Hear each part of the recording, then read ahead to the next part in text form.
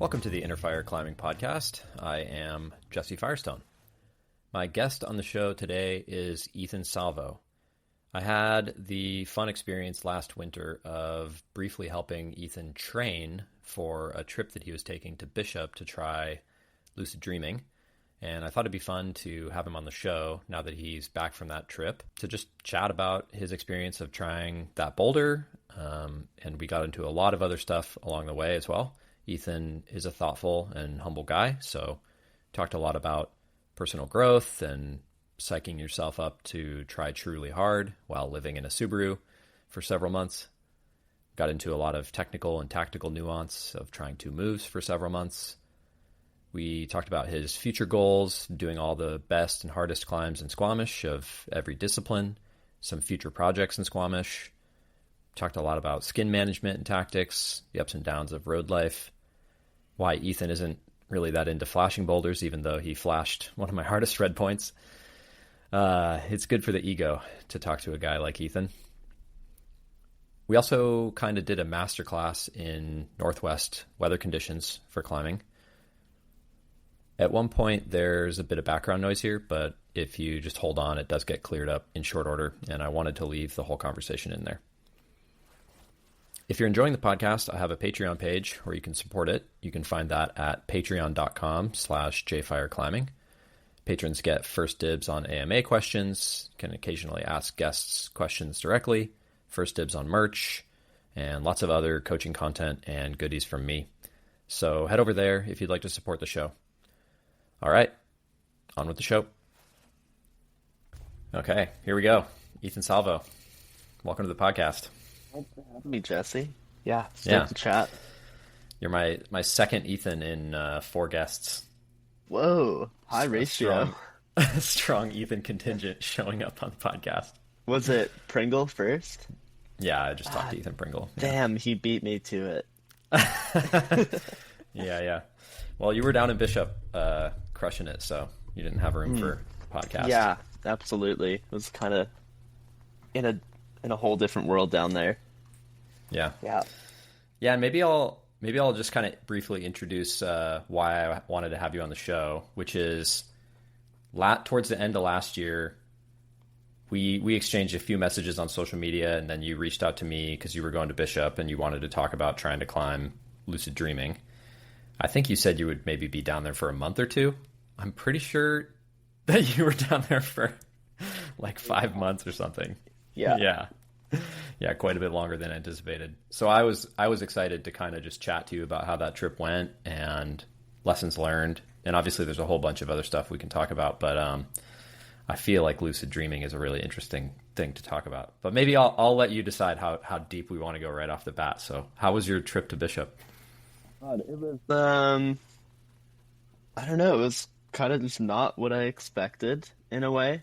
But I'm really glad it went the way it did. I mean, I think there's still like a lot of processing and like understanding what the trip really was, but like looking back on it, there were just so many good moments. I think it was for me more of a trip for my own personal growth and like almost putting these things into practice that I had kind of learned through my climbing back home in the past year, and then like going on this trip was really like a testament to putting those things into practice and then learning from them.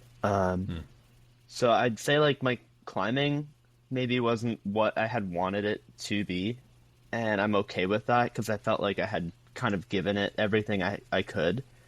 And to have that and not actually be too upset with it, but to still like get so much out of the trip, I think is just as good as, if not better than like going down there and like doing the thing in the month and then going home. So yeah, it was a long, strange trip that kind of just kept going on. I kind of got stuck in like the time vortex where like there was no real plan of when I was going home by the time January rolled around. And yeah, it was kind of cool. I had never gone on like an extended road trip like that. And I mean, I was living out of like a 2002 Subaru Outback with like me and 3 crash pads. So it was fun. There were a lot of like just chaotic moments that are almost more memorable than like actually climbing. Yeah. Yeah, you wound up staying like 3 times as long as originally anticipated or something like that in a Subaru. That's pretty hardcore. Yeah, I think had I planned for it to be 3.5 months, I would have like been really frustrated throughout the time, being like, God, how am I gonna keep going? But basically, what ended up happening is I planned to go for like about a month and stay into the new year, and then I was just gonna go home and like kind of just start training for spring season. And then work let me do some remote work while I was down there, which is great, and like have some part-time hours so I can keep cash flow going. And then it was like, okay, well, I've already stayed into this month, so I might as well stay till the end of the month, like a couple more weeks. And a couple weeks would go by, and then you're like, oh, but I like didn't quite get to return to this thing that I wanted to go back to, so I'll just like push it out a couple more weeks, and then something else comes up, and then all of a sudden it's like end of March and it's like almost 90 degrees in the daytime, and you're like, holy shit, I've been here all season and just like haven't even gone anywhere else. And then Yeah. it's time to go home. Yeah, time warp. Yeah. I mean, that's kind of a beautiful thing if you have the like flexibility and the freedom to do that. That's almost like the best form of climbing because you're not distracted by, you know, quote real life stuff like interfering with what you're really trying to do, whether what you're trying to do is like achieve some outcome or just like be in harmony with the like climbing lifestyle, basically. Which, you know, if you're sleeping in a Subaru with 3 crash pads, it's kind of hard not to be in harmony with the climbing lifestyle because you're literally like in it all the time. Definitely. Definitely. It's cool that you seem to have a lot of equanimity for the way that the trip went for you, because I feel like last year, I think we'll probably talk about this a little bit, but you know, you had a trip to Leavenworth and you did the Cobra Crack, and you know, reading your stuff on your Substack and listening to you talk about that stuff a little bit on a podcast you did last year, I felt your connection to the process and your connection to the outcomes was something that you were like really wrestling with a lot last year. And so I was super curious how that had sort of worked out for you trying something as hard as Lucid. And like, especially because at least I find that away games or like being on a trip, it's just way harder. Everything is just more taxing. I mean, obviously sleeping in a car or like even camping or sleeping in a van or whatever is just way different than being in your own house and eating normal food and all that kind of stuff. So I find it more physically challenging, much less like emotionally challenging. You kind of said that like you were integrating the lessons from last year, integrating lessons that you had thought you'd learned before. Like, can you go into what those were? I think the biggest thing that comes to mind is kind of like these takeaways I had at like the Cobra Crack and that weekend in Leavenworth, where it was really just like returning to being present and like having my best climbing happening then. And so going on this trip was kind of just a testament to that, where there was no real future plan. It was just like, I'm here because I want to try and climb this thing that I'm really psyched to try, and I want to try my hardest, and I'll just be here until I need to be somewhere else. And so just trying to ignore all of, like, as ignorant and like also just privileged I am to be able to do it, but like ignore all of the life things and just like not check the bank account often and just like just try and make things stretch and like totally zone out and just be in that landscape provided so many good experiences beyond just the climbing. I think the climbing was really good because I just wasn't really, yeah, I was away and on a trip, but I was never really like, I think especially after the first time I extended my stay, I was just like, oh, I could just like keep doing this for a bit if I wanted to. I'm not planning on it because like if I get this thing done, I'll go home and like start focusing on some other stuff. But yeah, for me, it was just a thing of like, this is what I want to be doing and I like want to give it my all. So I'll just like be here. And then like in the time between sessions, which was a lot just because of skin and fatigue from living in the car and not recovering as well. Just a lot of days of like roaming the landscape and like taking more time to look at the plants and the shapes and the ridge line and like explore all these different places in the buttermilks that I hadn't walked through before. And so I think just going down there with the intention of like, I'm just gonna be here and try this. There was no stress of like, I really gotta get this done in the time I'm here and like focus on being super well rested and like well fueled and all those things. And like, I don't know, I find for myself when I put a lot of effort into other aspects of life like that, it almost puts too much pressure on the climbing for me. Like it's better to just show up and be like, yeah, I want to try this today, so I'm going to try it. And then there were a lot of days too where I would like show up to the Peabody and just like pull a little bit and be like, I'm not psyched, just not firing today, and like that's okay. And I think having that flexibility over like a long duration just made the whole process feel like pretty natural and not forced, which was nice. Yeah. Um, yeah, so I think that just overall idea of learning to be present was really key. And then also not having, I don't know, like it's been funny being back here because I can like go and climb on a project for like 5 or 6 hours straight and still be like having good tries and like good skin really deep in the session. But in Bishop, that it just doesn't go that way. Like either I would split my skin within 2 hours and have to rest for days, or get it like really close and would have to stop, or my joints would just be like so fatigued from squeezing holds really hard that I just would be done. So it left a lot of like time and space between sessions to just connect with people and like integrate myself into this like smaller climbing community and like get to know the people around me a little bit more and just like grow healthier relationships and improve like personal communication skills and just all things outside of climbing in life, you know?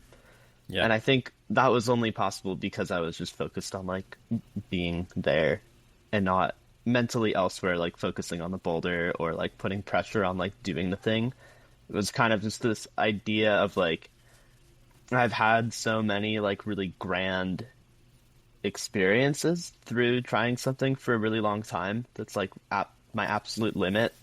And I know how much those things give me, that to be open to a new place like Bishop and not be too stressed about doing something and just like letting it happen and flow. I just knew it was gonna like guide me in all these different directions and like teach me a bunch of stuff. And I think being okay with that and not focusing on like doing it as quick as possible was certainly my intention. And I knew it was one of those things where it was like I'd be okay leaving this season having like not done it.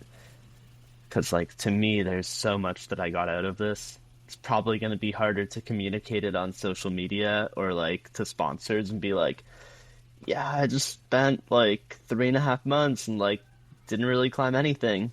It's like kind of this weird place to be, but on a personal level, I'm like very okay with that and kind of glad that the journey's not over in a way. You know, it's kind of exciting, especially with Yeah. just like so much uncertainty in the world and like I don't know when I'm gonna go back and all these things where you're like, oh wow, it's kind of exciting, you know? It's not just like got super strong, went and climbed the thing, was really happy to climb the thing, and then move on to the next. Like I feel like I'm gonna Right. get a lot out of this one. Well, there's sort of we sort of mislead ourselves into thinking that that's the common experience, and like you said, it would be harder for you to put this experience into words on social media, but that's really ironic to me because like when I go out and climb here in Leavenworth and like observe, just the average climber in their habitat climbing stuff, and like most people don't send most of the time. Like sending's actually like relatively rare if you're trying to climb on things that are challenging for you.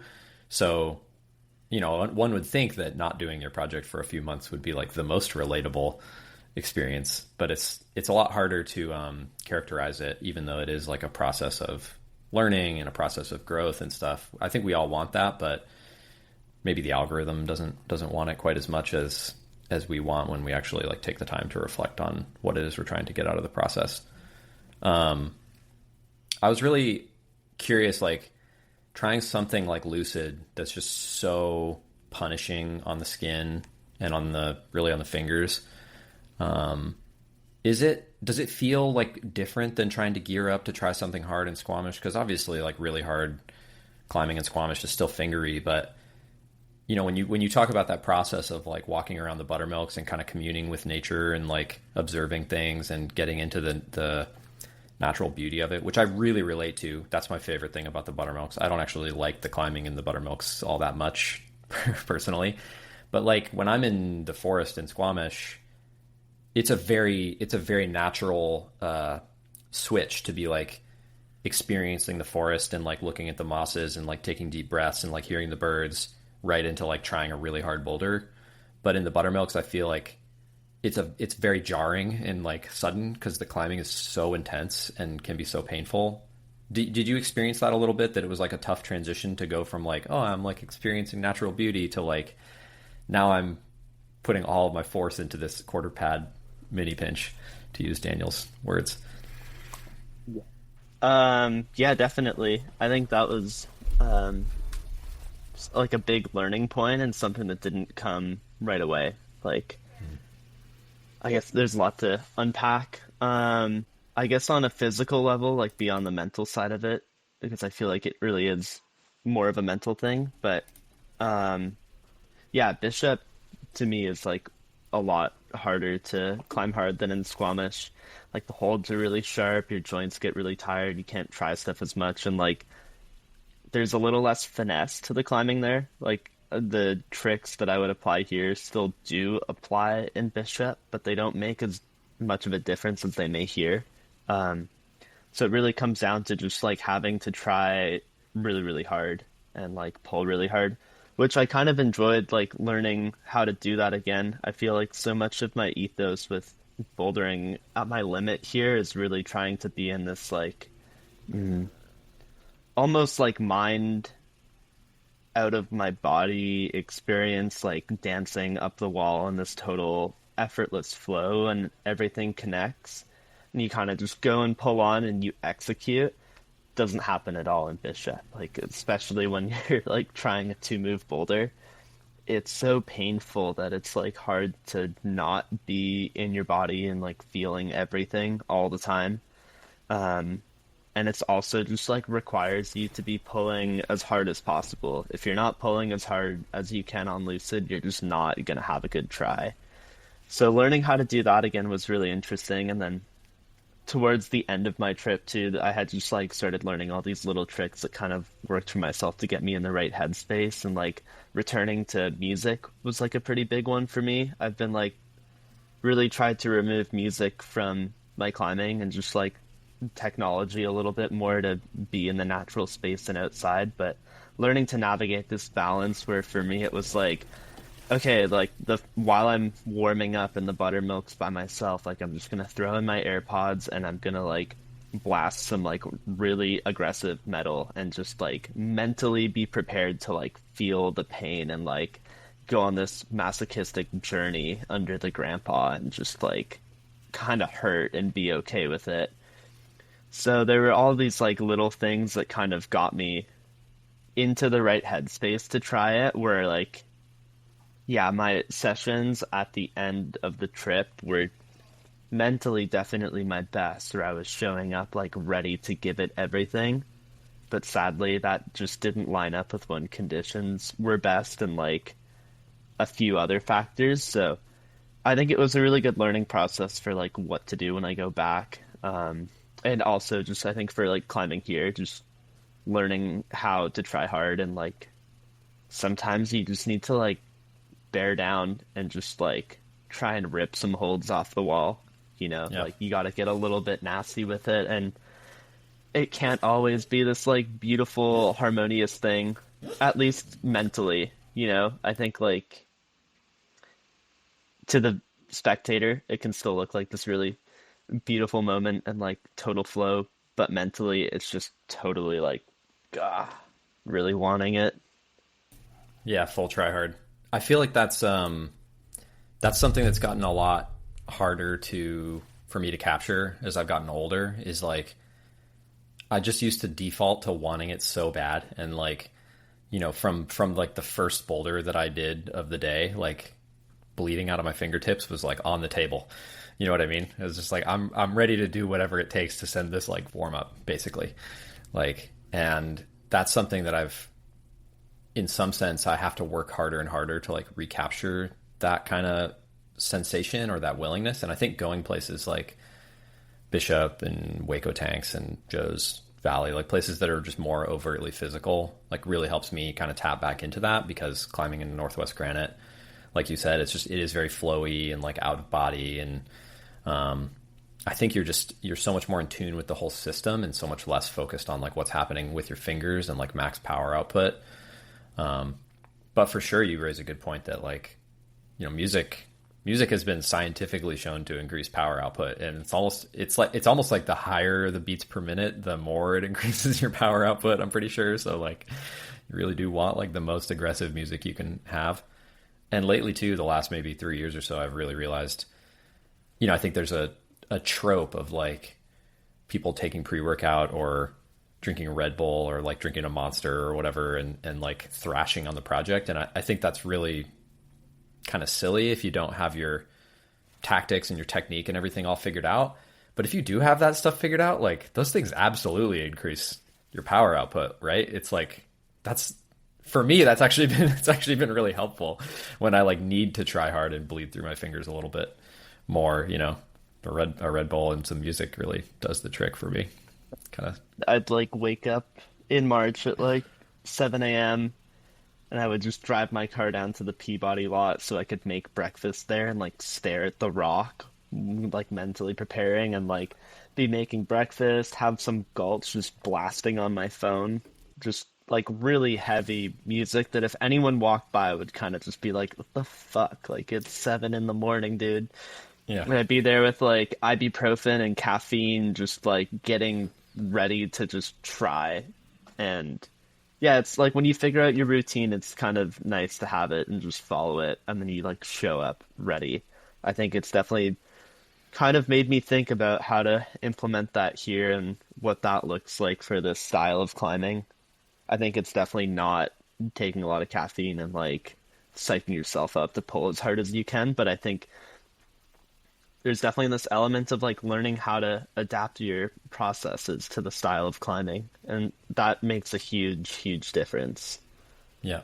That's the other place that I've had a lot of value with music is there's a lot of climbing near Leavenworth that's like close enough to the road that putting in headphones and listening to music is just, the second I realized, like the first time I had a solo session on the thing I was trying that was close to the road, and I was like, well, I'll just like leave my headphones in with the sound blocking thing on and like listen to some music, and I had like the most productive session I'd had in weeks.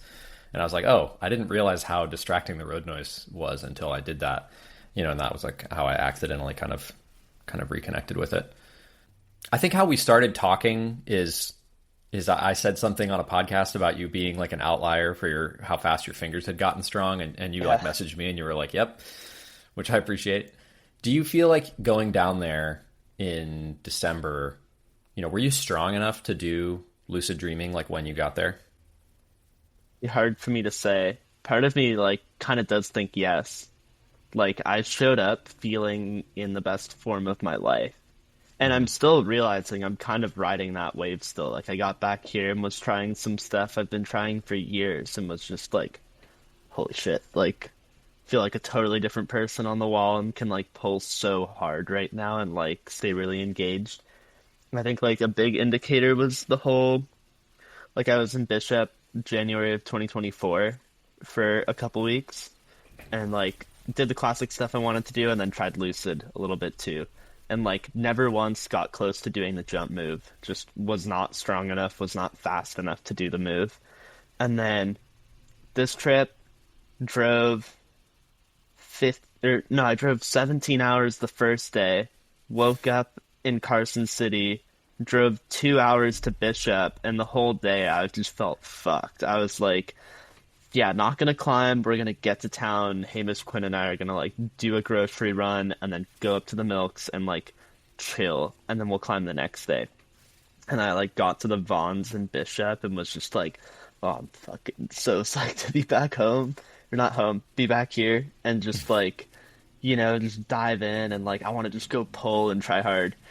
And so I stupidly like went and tried well, I wasn't gonna try Lucid. I was like, I'll just go do a warm-up circuit. I want to get a feeling for everything. And then got to the Peabodys, way too psyched once I saw the rig again. And my homie Pablo was trying the project to the right of Lucid, and I was like, oh fuck, like if you're climbing, I want to climb too. And I think within like 20 minutes of being there, I was trying Lucid. And then like did the jump move a couple times that day and was just like, okay, this is like totally different form than last season. And the jump was like feeling really good. And I was feeling really strong in the positions and everything. And then I kind of just had some like tactical errors in the first like month and a half of being there. I think the biggest thing for me was like it's such a little thing, but the way I was grabbing that like shark tooth undercling at the start of the season was using it like a side pull, which seemed better because you don't actually like crimp the really sharp tooth part, and it seemed less painful, and also that it wouldn't ruin my skin. So I was trying it like that, and on that first night, split really deep, holding it that way for like the move to the pinch. On the first day that you were in Bishop? Yeah, split. Oh wow. It was like it was not good. Savage. It was bad tactical error. And then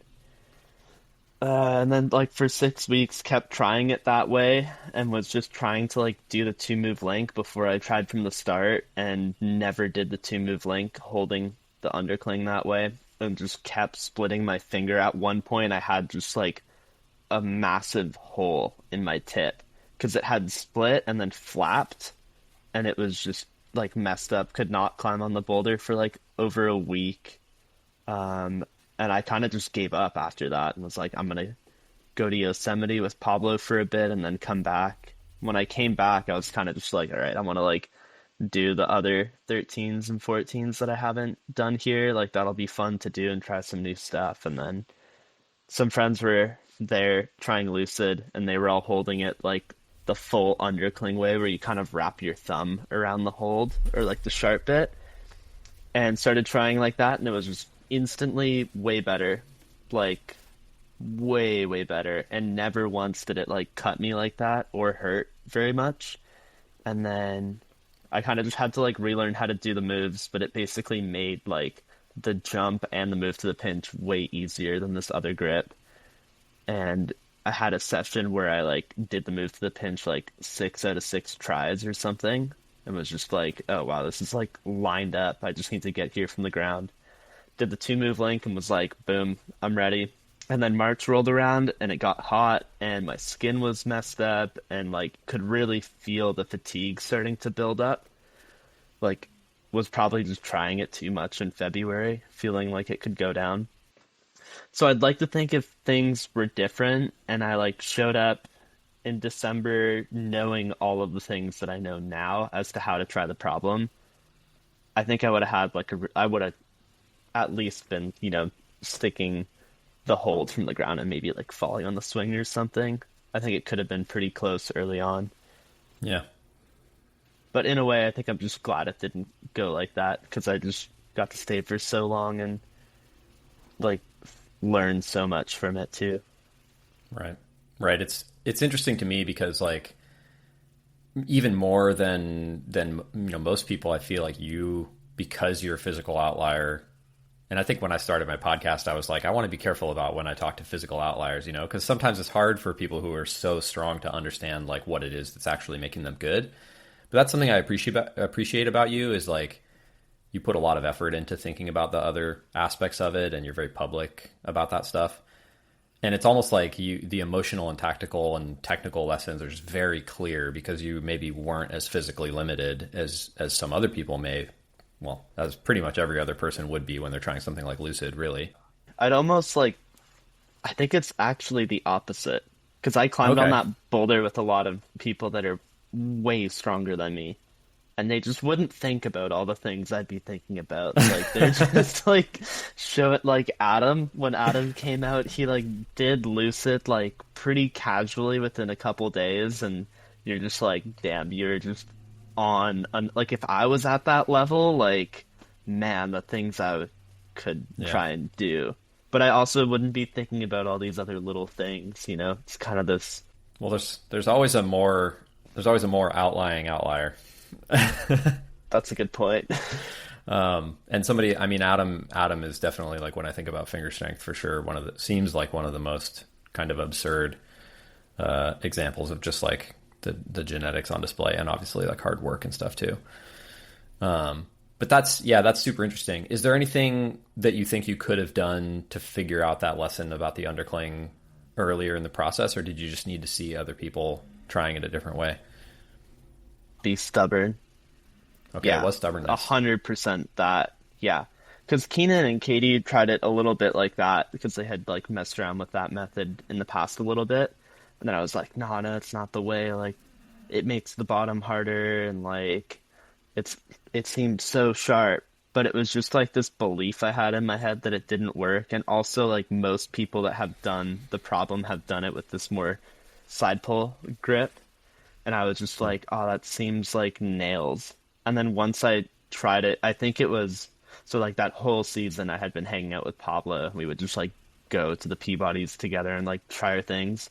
And Pablo had climbed Lucid the year before, and I think it was like mid-Feb or something when I had like switched to this other grip, and I was like, Pops, like this is so my way, like this is it. And he was like, oh, you haven't tried that before? And I was like, no. And he's like, oh, that's like literally what I do. And I was like, wait, what? And he was like, yeah, that's how I did it. And I was like, dude, I've been here for like, 3 months with you at this point. And only now you're telling me like this is what I should try. It was just one of those moments where I was like, oh man, this is like really on me for like not exploring other options. I think on that boulder, I just had figured it was a lot about like just trying really hard, when in reality, like tricks still apply and you should still like try everything and really figure things out. Yeah. It's always minutia. I feel like I fall in that same trap too of like, oh, this is a try hard boulder, but it's like you still need all that other stuff. You still need all the like nuance of grip position and body position and stuff. It's almost like it's more important in the places where it's more strengthy to make sure that you're like being very smart about your body position and things like that. It's just maybe harder to focus on that because it's more overtly physical and you're like fingers hurt and all that kind of stuff.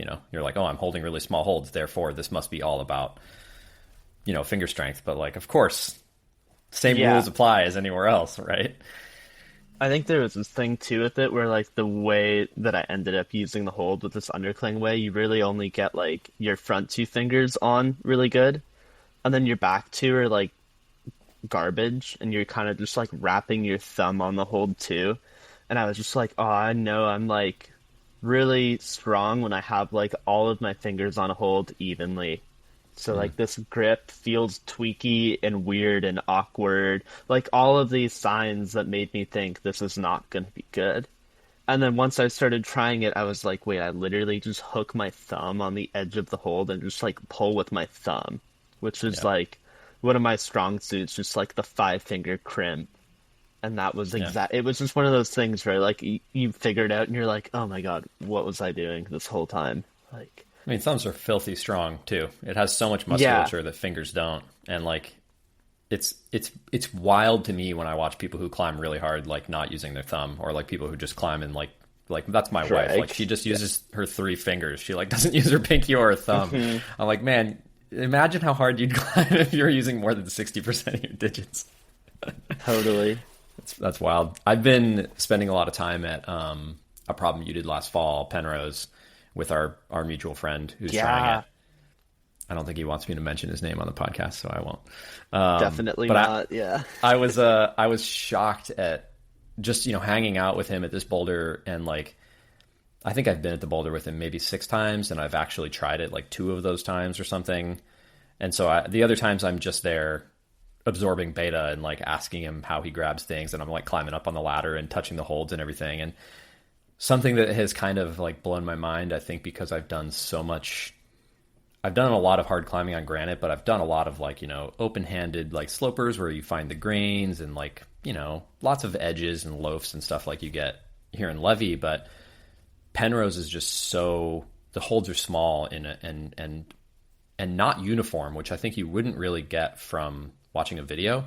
Like almost every hold has a unique grip position, and like it feels like just being really strong on a 20 mil edge would only be like half the ball game. Like you really need a lot of coordination to like understand how to place your fingers when you grab each of the grips. And that kind of caught me off guard. I was like, oh, whoa, I didn't realize how much progress I was making on this boulder by just coming over here and like trying to pull on this hold on the ladder and like understanding what that feels like. It's like so different than I would have expected. And I assume you had a similar process on Lucid because those holds are just so complicated and small. Yeah, so much. I mean, by the end, I like really felt like I had learned how to grab those holds exactly how I wanted. And it was like, just as soon as I would like touch the first crimp, I would know if I was gonna like try to keep going or not, just based on how I grabbed it. But yeah, just all these little details of like where to let your fingers rest. I think with a boulder like Lucid, where it's so glassy and polished, it really depends on that precision in a different way to actually let you just squeeze. Versus I feel like on Penrose and like just other granite climbing, it's about like being on the best part of the hold so you can like have good skin contact and like pull on it in the right way. But to have it in this way for Lucid where it's like if I hit something bad, I can't even try to keep going. Like when I started giving like send rips at the end of February, it was like you get through the first two moves like into the undercling every try and would like set up for the move to the pinch. And if my hand was off a little bit, I just couldn't even move. And so it was different in that way where I feel like there's a little more margin on the granite. But it definitely still applies. Like I know every little bump and like the way my hand needs to rest on the mini pinch for it to like actually feel like a hold. Otherwise, it's just garbage. And then also the different things of like how to engage on the hold. Like not this was an interest. This can be like a whole other thing to get into. But I've realized I'm really weak in my fingers right here closing, but insanely strong here. Yeah. I guess MCP flexion. That makes sense for a Northwest climber for sure. Yeah. But on the mini pinch, I like don't do like this. Like most of the guys do this, and I go like big hand and like vice grip close down on it with the big joint. And so just learning how to warm up that in particular, like squeezing in that particular way. And even once I was on the hold and like doing the footwalk to set up for the jump, it was just like mentally thinking about like just closing down at that big joint to stay on the wall. All these little things that were like really specific that I maybe like if I had been stronger could have done the boulder faster, but you still need to learn how to apply your strength on difficult problems like that outside. I think especially when the difficulty distills down to like 2 hard moves in a row, it like really matters then. Yeah, 2 hard moves on micro grips. There's like whole books that could be written about how complex it is to grab those holds and move on them. And I mean, this is like one of my soapboxes that I get on all the time is I think we're really quick in the climbing community to like lump finger strength into this just box and just be like, yeah, that's how strong your fingers are, is like how hard you can pull on a 20 mil or like how hard you can curl into an edge, or and even including like unlevel edges or 10 mils or whatever. It's all still very anodyne and like basic compared to what you actually need your fingers to do. And for people who are listening, like what Ethan was describing on the mini pinch is just the difference between being more aggressive at his PIP joint, so like the big knuckle on your finger, versus being more aggressive at his MCP joint, which is the knuckle on the back of your hand. And if you climb in the Northwest, like flapping your whole hand from your MCP joint is just, you do that all the time to create power on slopers. You just use your flexors to keep your hand in this like flexed position, versus if you climb in like, if you're like a SoCal climber, you almost like don't even know that your hand can do that. You just do everything from the PIP joint and you can be super, super aggressive through the fingers. But they're totally different skills.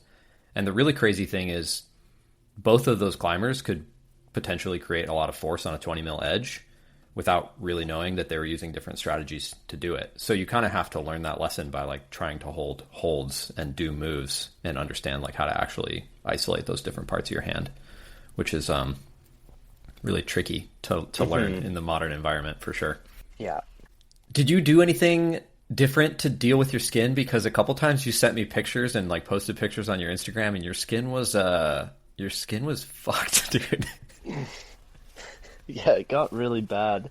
I tried a few different things. I think what I found worked best in the end is just the old like Neosporin and Band-Aid for a split, and you just gotta wait, honestly. I think a lot of the like really bad skin issues I got were just from like letting it heal but not really get strong again, and then would just immediately rip it open and then even deeper.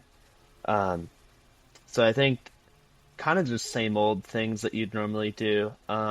It was funny for me. I was really lazy with skincare at the start of the trip because I feel like having been like gone from tried climbing through the summer and having a focus on that, and then like returning to bouldering, but really with more of an emphasis on like bouldering techniques and like just movement.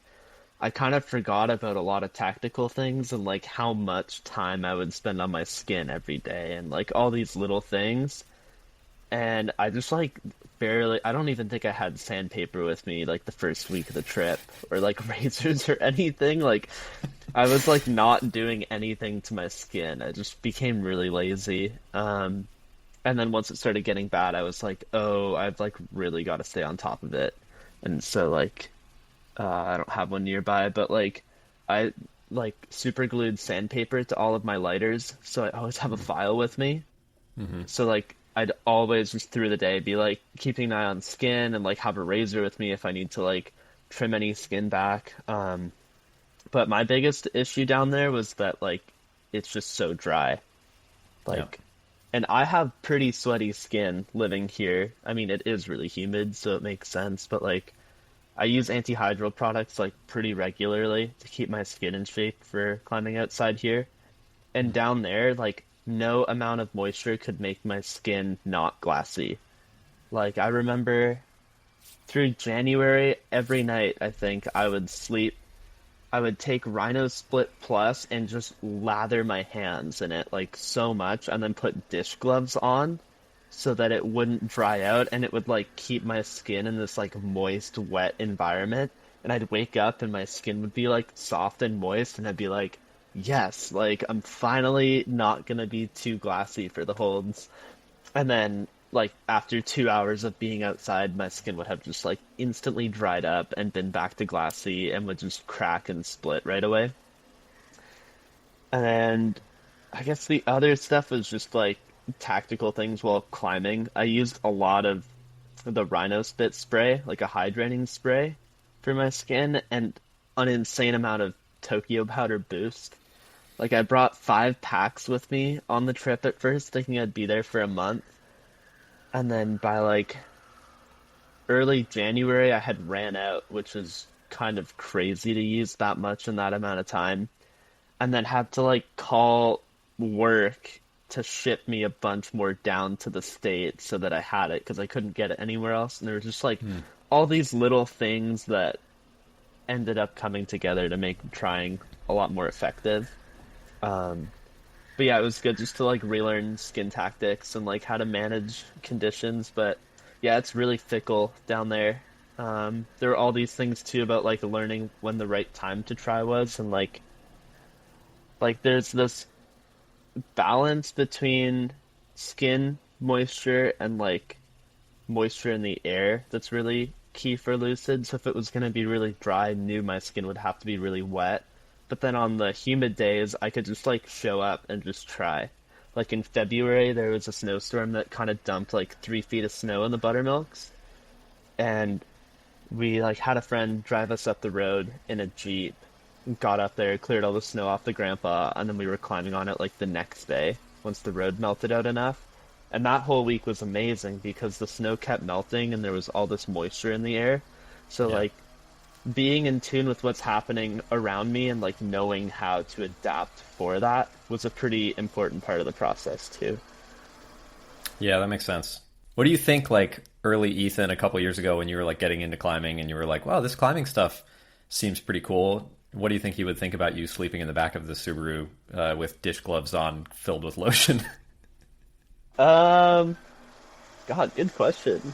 That's the kind of thing that I just think we do not anticipate that we're going to find ourselves doing. I think it would be like, I'd be like, that's a little crazy, but like, all right, you're like doing the thing.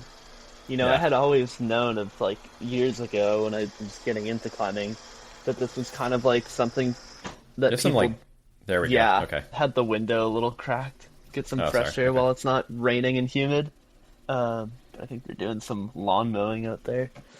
But anyways, yeah, what would I think? Yeah, I think I would just like look at that and be like, wow, like you're really going for it. Yeah.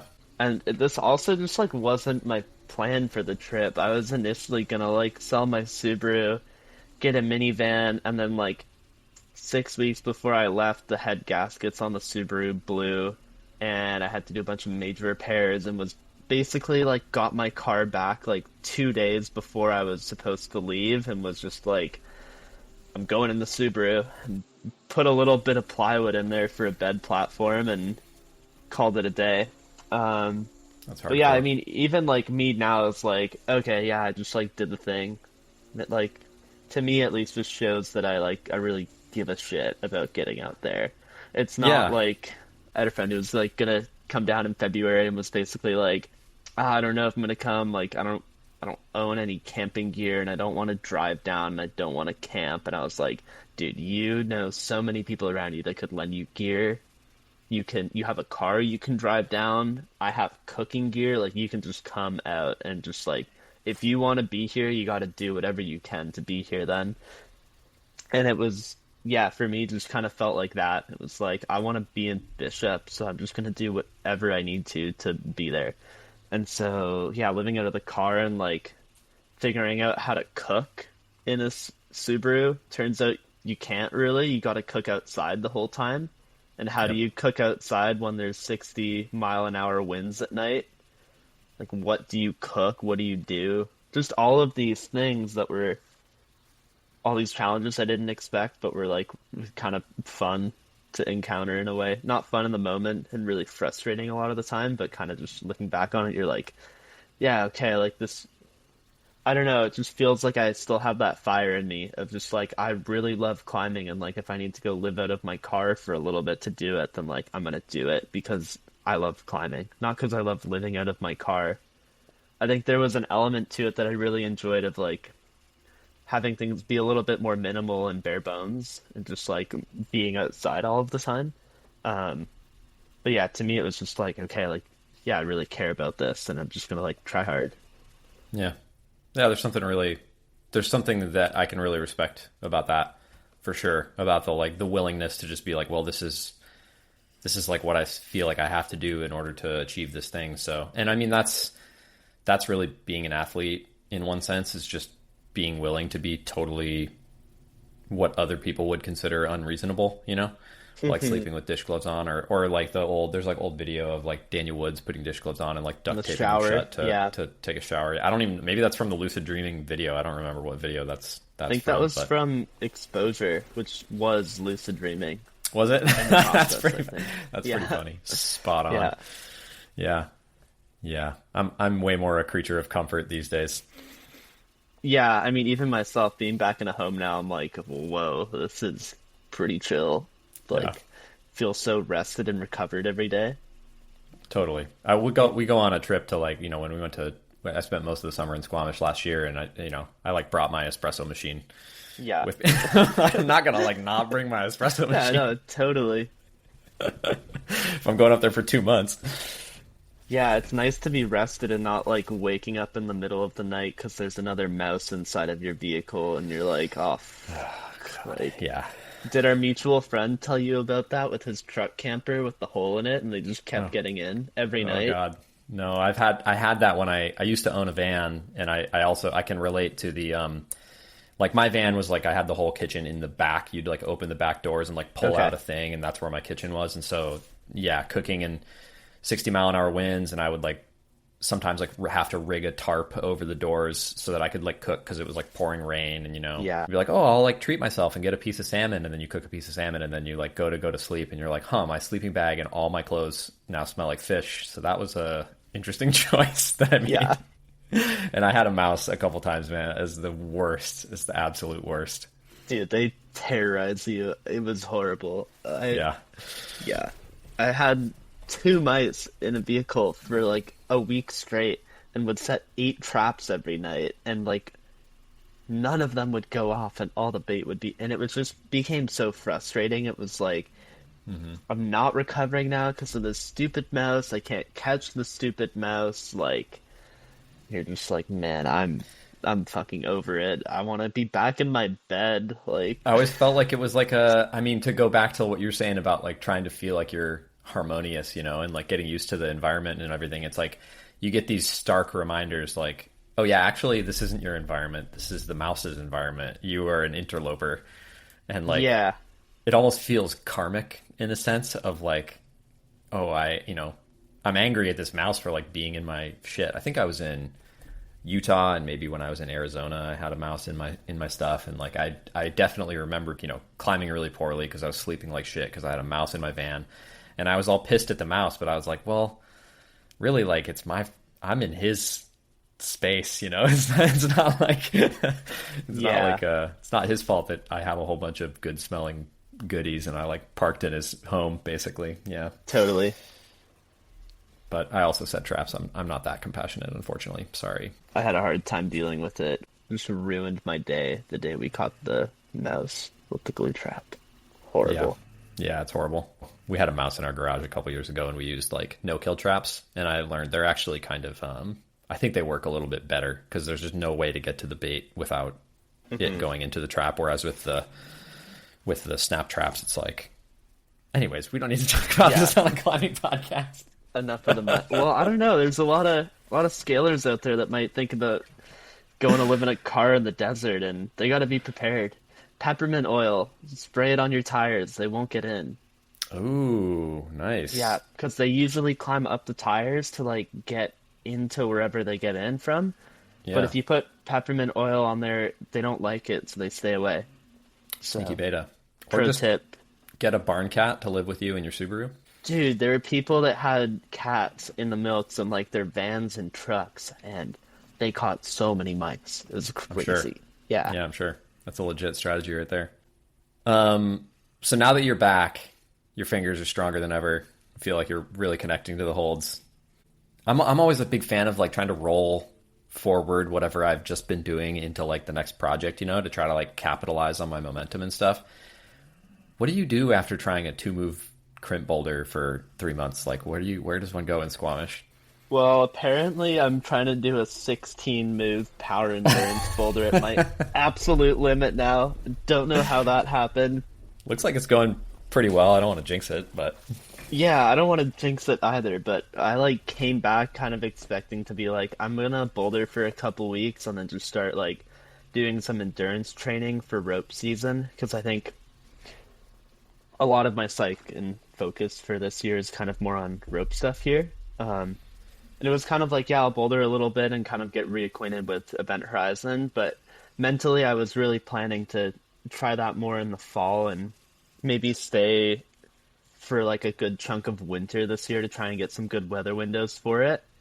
And like that was kind of when I was really thinking of returning to it.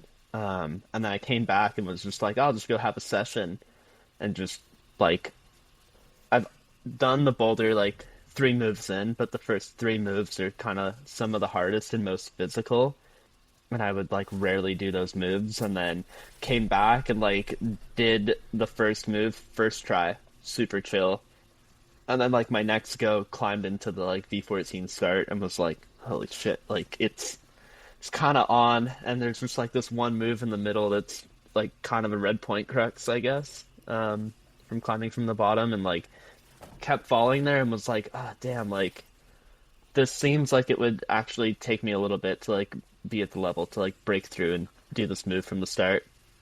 And then next session went back feeling like horrible, super humid, bad conditions, and then climbed into the stand start, got through that move, and just like as I was setting up for like the next move, feeling rested, my hand slipped.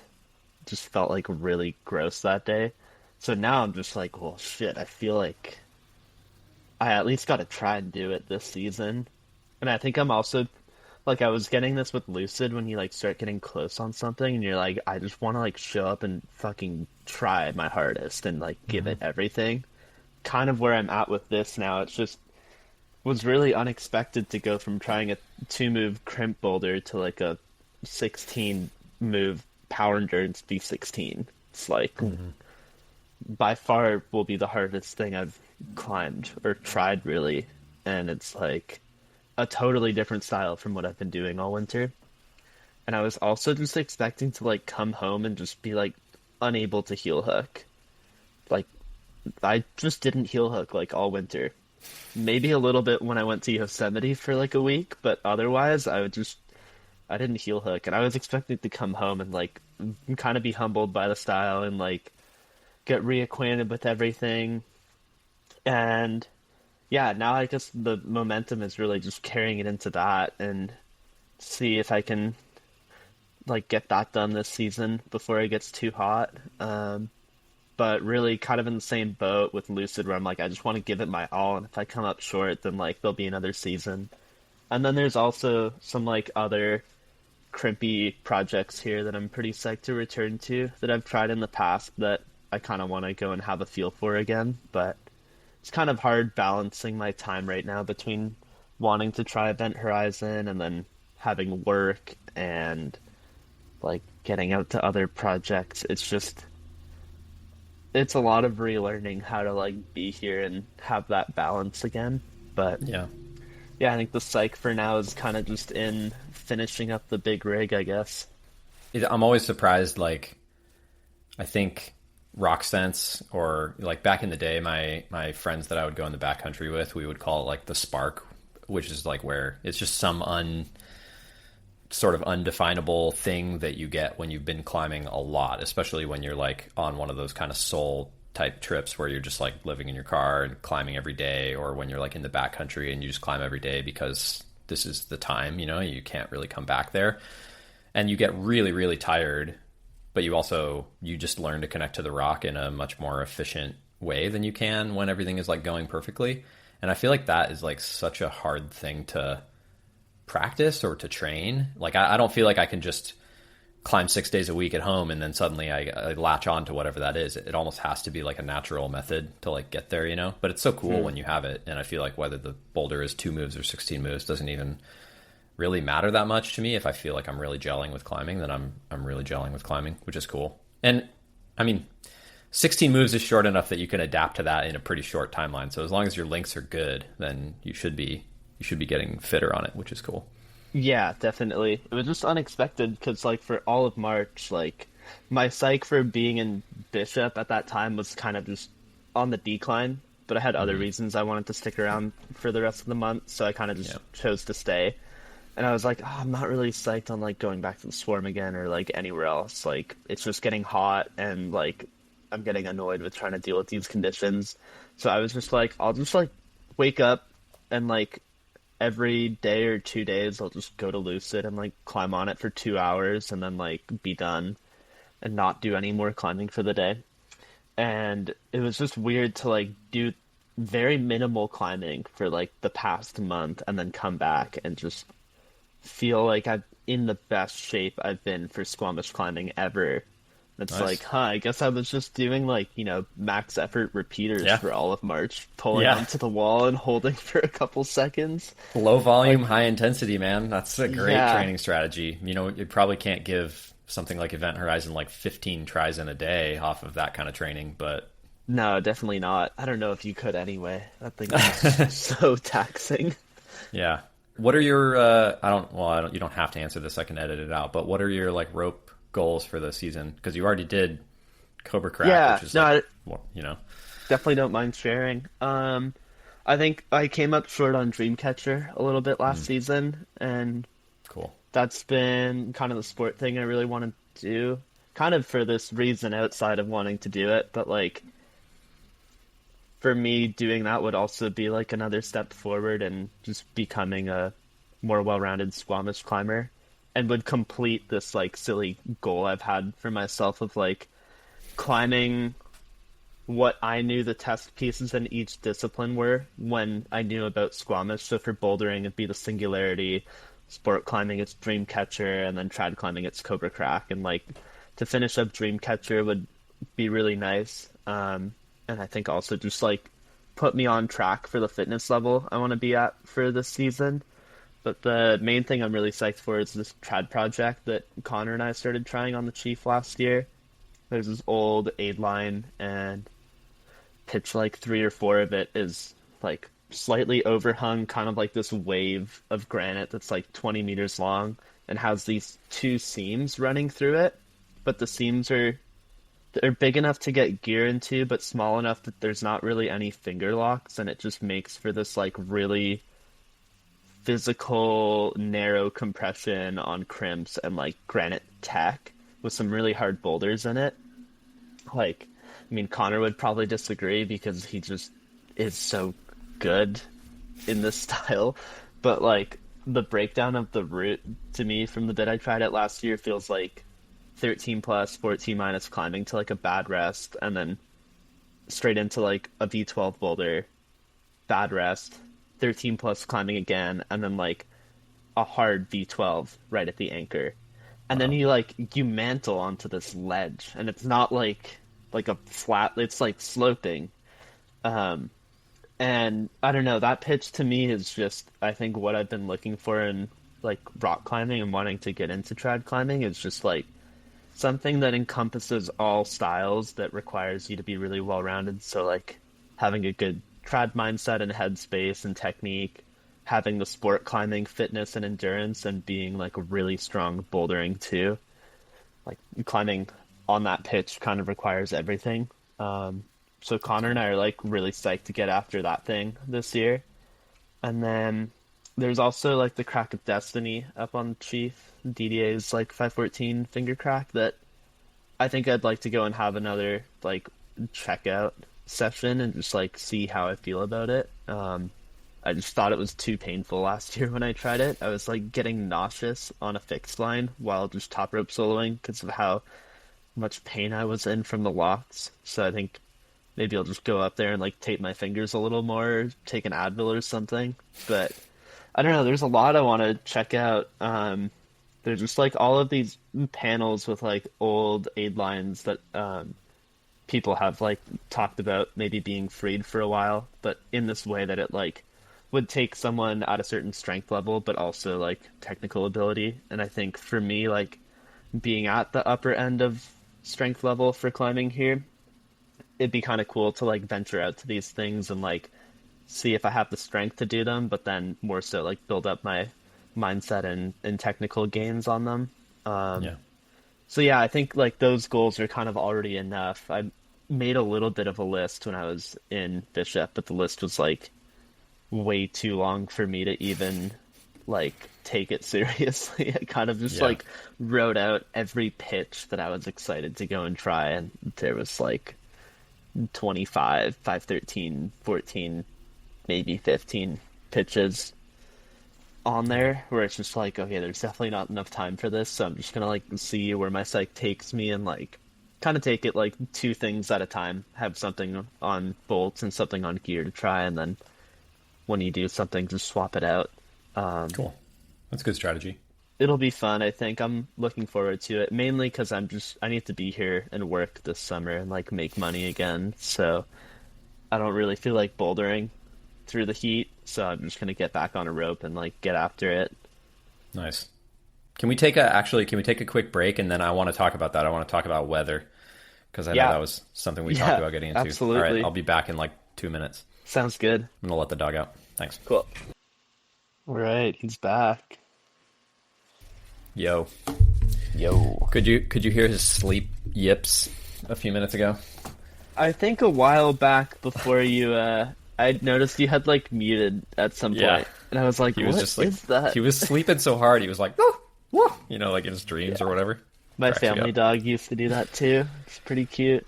It's pretty rare for him, but yeah, then he got up and poked at the door, which is always like a Mm, strong indicator because he's 15, so his bladder's not real. yeah, fair. Not real, yeah. Try to jump on it. Okay, where were we? Sport climbing, trad climbing. Oh, yeah, we can talk about this more. You were keen on weather too.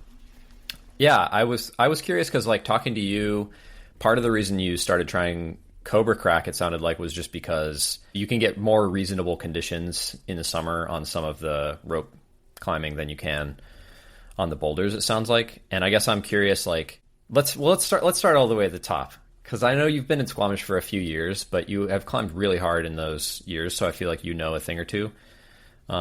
What seems most important to you to get good conditions in Squamish? What feels like the most important thing?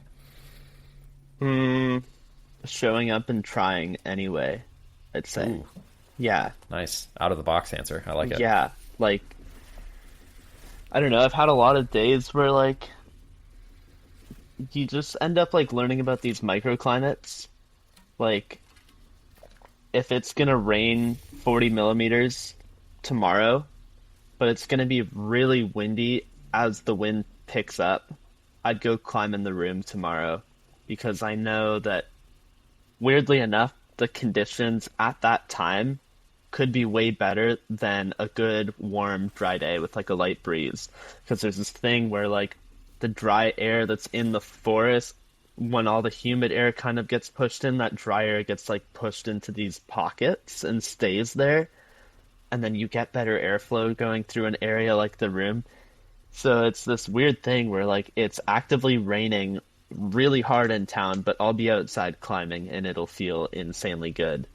Hmm. So just going out often and in different conditions to like learn when things are good and when they're not, and like learning about all these little weather windows that are actually good is pretty important. I think the other thing that's really key is like what we were talking about with Lucid is like the relationship between skin moisture and air humidity is really important here. So if I know it's like gonna be a really dry, warmer week, I'll let my skin get a bit softer, and it'll just bite down better. But if it's gonna be really humid and like kind of damp air, I antihydral and get my skin like so glassy that I can barely climb on plastic, like I'm just dry firing. And then when I go outside, it feels like amazing friction despite it being like 80% humidity. So I think there's a little bit of adapting to certain conditions here that's like pretty essential to having good conditions often, because good conditions can mean a lot of things here. And then the other one is kind of just like you just gotta be here and like live in town, because it's often Yeah. like today it was supposed to be dumping rain and I see blue sky out there and sun and it's windy, and like I'm watching the street dry up as this is going on and being like, wow, I could probably go climbing later today and it might be great. So that's a factor. And then in winter, I think it's really just about like kind of getting lucky and like looking really long term. I got really into like following the surf forecasting guy a couple winters ago and like trying to get an understanding of how certain like weather patterns in the Pacific affect like the climbing weather windows here, and like sort of learning what indicators to look for that might show that there's going to be a weather window coming. And then if I see that there's like something happening in the Pacific that might lead to some better weather in like a week or two, then I'll just start like tapering off my gym climbing and like not going as hard, so that if the window does come around, I'm rested for it and it works out, or it just doesn't come, which is less likely to happen. Like I feel like I've followed it enough now that when I'm like really in tune with the pattern, you kind of learn. And there's even this thing that happens of like 1 week on, 1 week off in spring, like and fall. It doesn't just like constantly rain here. Like the big rain systems we get build in the Pacific and then come in at this certain way. But then after that system happens, things with the sea will shift the other way and that rain system won't build in the same way. And then you get this window that opens up. So it's kind of about like understanding the rhythm of the seas, as like weird as that sounds. Yeah. I mean, it sounds weird, except for it doesn't, because you're totally right that the storms build off the coast. And I think something I've said to people a couple times is like, you have to understand that Squamish is it's essentially a coastal climate. Like, it's just the same as if I, living in Washington, if I went to the Washington coast or the Oregon coast, like the weather is different there than it is over land. So it makes sense that paying attention to what's happening in the ocean is like pretty essential to understanding what's going to happen in town for sure. Yeah, and there's all these things that like, I mean, climbers, before I like really started diving into it, people would talk about like, oh, it's a La Nina or an El Nino winter.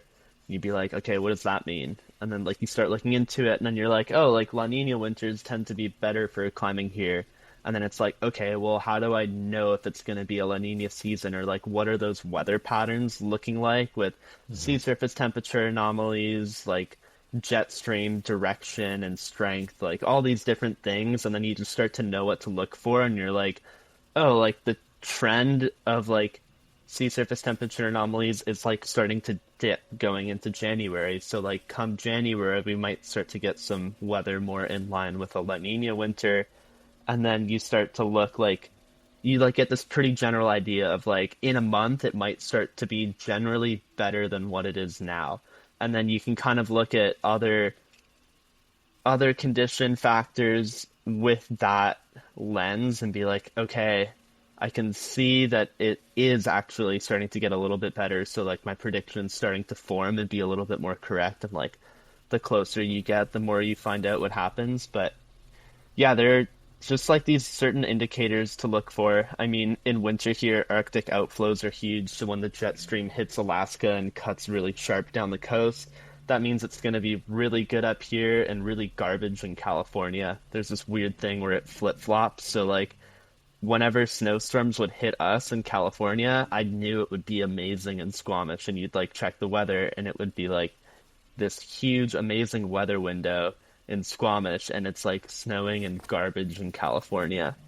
Yeah. And so just learning about like, yeah, the coastal climate and how things work has been pretty key to living here, at least if like you want to be climbing outside as much as I am. It just kind of, it either takes that and trying to be really in tune and like know when you're gonna get to go climbing, or just be like, okay, it's raining. I'm not even gonna think about rock climbing until it seems dry again. Yeah. When I used to live in Portland for quite a long time, when I was younger, and I would come climb in Squamish, but sort of in my head at that time, like Squamish was just where you went in the summer because it was raining the rest of the time. I didn't even check the Squamish weather in like February or whatever. I was just like, well, it's raining up there, and I would hear like at the time seemed like myths or like legends of like people climbing outside in February. But of course, like anybody who knew anything about weather at that time, and all the people who lived in Squamish were like climbing outside in February when those windows would, it's not like those windows are a new thing in the last 5 years or something. Totally. Yeah. I was just blissfully ignorant, and I would just come up to Squamish in July and only climb when it was like 90% humidity and in the 30s Celsius. And I thought that was just how it was in Squamish. No, there are good conditions. I mean, the joke that I kind of have is that bouldering season doesn't really start until November and it ends in March. That's like, Yeah. that's bouldering season. You just don't get many days in that season. Yeah, well, it's like a lot of things in life and in climbing. You sort of choose between, do you want to have a lot of time, but maybe other things are not as optimal as they could be, or do you want to have very, very limited time for the best possible conditions, whether that's internal or external. And you can have the same thing with like the idea of living in your car for several months, and like your recovery sucks and you have a mouse living in your car, but you can be down there for several months at a time. So you have all this time, you're just not like maximally recovered. Yeah. Right. It's kind of the same as like going up to Squamish. I can't go to Squamish for 2 months in January. That's not an option for me just because of my life, right? But I can come up there for 2 months in July, and conditions are going to suck, but I'll still get some stuff done because I just have so much time. But it's less and less attractive as my projects that I want to do in Squamish get harder and harder to be there when it's super hot. So I have to start taking advantage of those winter windows for sure. Yeah. I think especially I mean, across the board for everyone climbing at their limit here, I think you do just kind of have to be like hanging around in like shoulder seasons for better weather windows if you are really wanting to push what you're capable of here. Hmm. And there's also just like, I mean, I said it with the singularity and then kind of ate my words when Hamish came here. But I had always been like, this is the problem you've kind of got to like live here for and like, or be here for an extended period to like get the right conditions and like figure out how to do it. And then Hamish came and climbed it during a rainy week in like a Yeah. day. Um, Yeah. so maybe I'm wrong about this, but problems like Event Horizon or things that are just like really technical and sloping, those sorts of problems are problems where I'm like, yeah, you do kind of gotta live here and like be around for the weather windows and like have the conditions line up to climb something that's like super hard. I think it's Yeah. just that, or you end up like getting lucky if you're here and you just like happen to get a good week in September or October. Yeah. I think Yeah. I had a similar realization. So like a year and a few months ago, like last winter, 2023 to 24, I spent a bunch of time climbing on the west side of the mountains here in like Gold Bar and Index, and had a bunch of projects over there.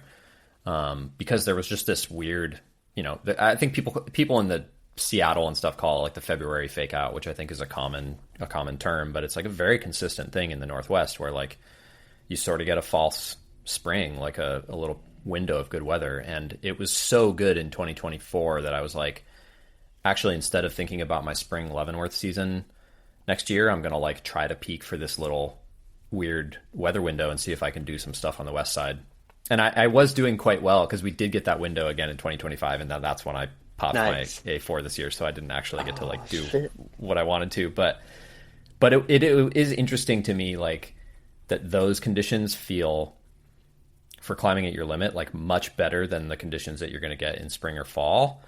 But it's hard to say exactly where that like 1 to 3 week thing is going to drop, or if it's going to drop at all. I think it happens every year. You just don't really know when, and Well, it's yeah, you gotta look at the surf forecasting, see what's happening like leading what are up to yeah. those What are events. you actually looking for? You're going back and looking at trends when you get those good windows, and then trying to figure out what precipitated them. No pun intended. Either like looking back or I've been following like all season. Like Gotcha. the this winter just being in California, I just like didn't pay attention to weather at all. But the past winters when I've been living here, it's like I go on this website, Storm Surf, and I'm like looking at a bunch of things, but then every Sunday the dude has a YouTube channel where he publishes an hour-long weather report for what's happening in the Pacific and like goes into depth explaining things and also doing like long-term outlook as to like the trend of the season. Like this guy's a skier and surfer, so he's like kind of focused on like weather indicators for those seasons and like when they'll get good weather windows, but they happen to be the opposite for climbing. So I've kind of like picked up on what to look for, and I would just like every Sunday, whether I'm just like eating or cooking or something, would just like watch the video and pop headphones in and just pay attention to what's going on and like kind of get an idea for what builds these certain windows. And then as you're following it through the next season, you kind of have an idea of what to look for. And I mean, it it's pretty accurate in a way, like from a general sense of it's not going to tell you like exactly when it's going to hit, but you'll get a good idea of like, oh, this window is opening and like these factors are starting to line up for this happening. And it would be the sort of thing you could start to tell like a month out, and then you can start to like time everything to line up. That's Um, cool. So what was the name of the guy's YouTube channel again? Storm Surf 001, and the website is stormsurf.com. Gotcha. Climbing needs an artisanal meteorologist giving regional updates like that. Yeah, it would be pretty cool. It's also just like fun to, I don't know, follow along like that, and then you're like, yes, like my prediction was right. I don't know, for me it's like it's this feeling of like when I'm out climbing in those windows, it's kind of like how you feel after like training a bunch and then showing up to something feeling really strong. You're like, "Oh, I prepared so well and like now this is my time." Like I don't know, for me it's like this concept of like surfing when you're out there and you're just waiting and then your set rolls in and you're like, now's my time to strike. Like Yeah. I'm not gonna think twice. I'm just like gonna go for it and just see. Yeah. And I don't know, for me too, that's just when I end up like climbing my best is when there's kind of like no expectations, but like things line up and it feels right and you're like, cool, I'm just gonna go for it. Yeah. The door is open. That's one of the Yeah, best feelings. totally. I have two very vivid memories of that. The first one is when I climbed the egg, which is like the first time I ever actually got good conditions in Squamish.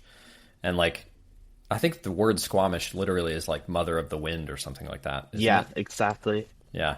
And I remember, I'd probably been to Squamish. I'd probably climbed there 20 days or something like that. I think I had climbed some V10s. But my first time that I went there for like a longer trip, I went in late May, I think. And, we got one of those days where the wind is strong enough that it actually penetrates the canopy and it's like nuking through the grand wall. And I remember being like, oh, maybe it would be like a good day to try the egg. And I did it in like 3 tries or something. And I was like, and I had tried it before, but I did it so fast that day. And I was just like astonished at how good it felt. And then I proceeded to like climb all of my other projects that I had open like in the next couple hours. Cause I was just like, oh, this is like what it feels like when it's good, like I'd never been able to hold on to anything until that day. Yeah. Yeah.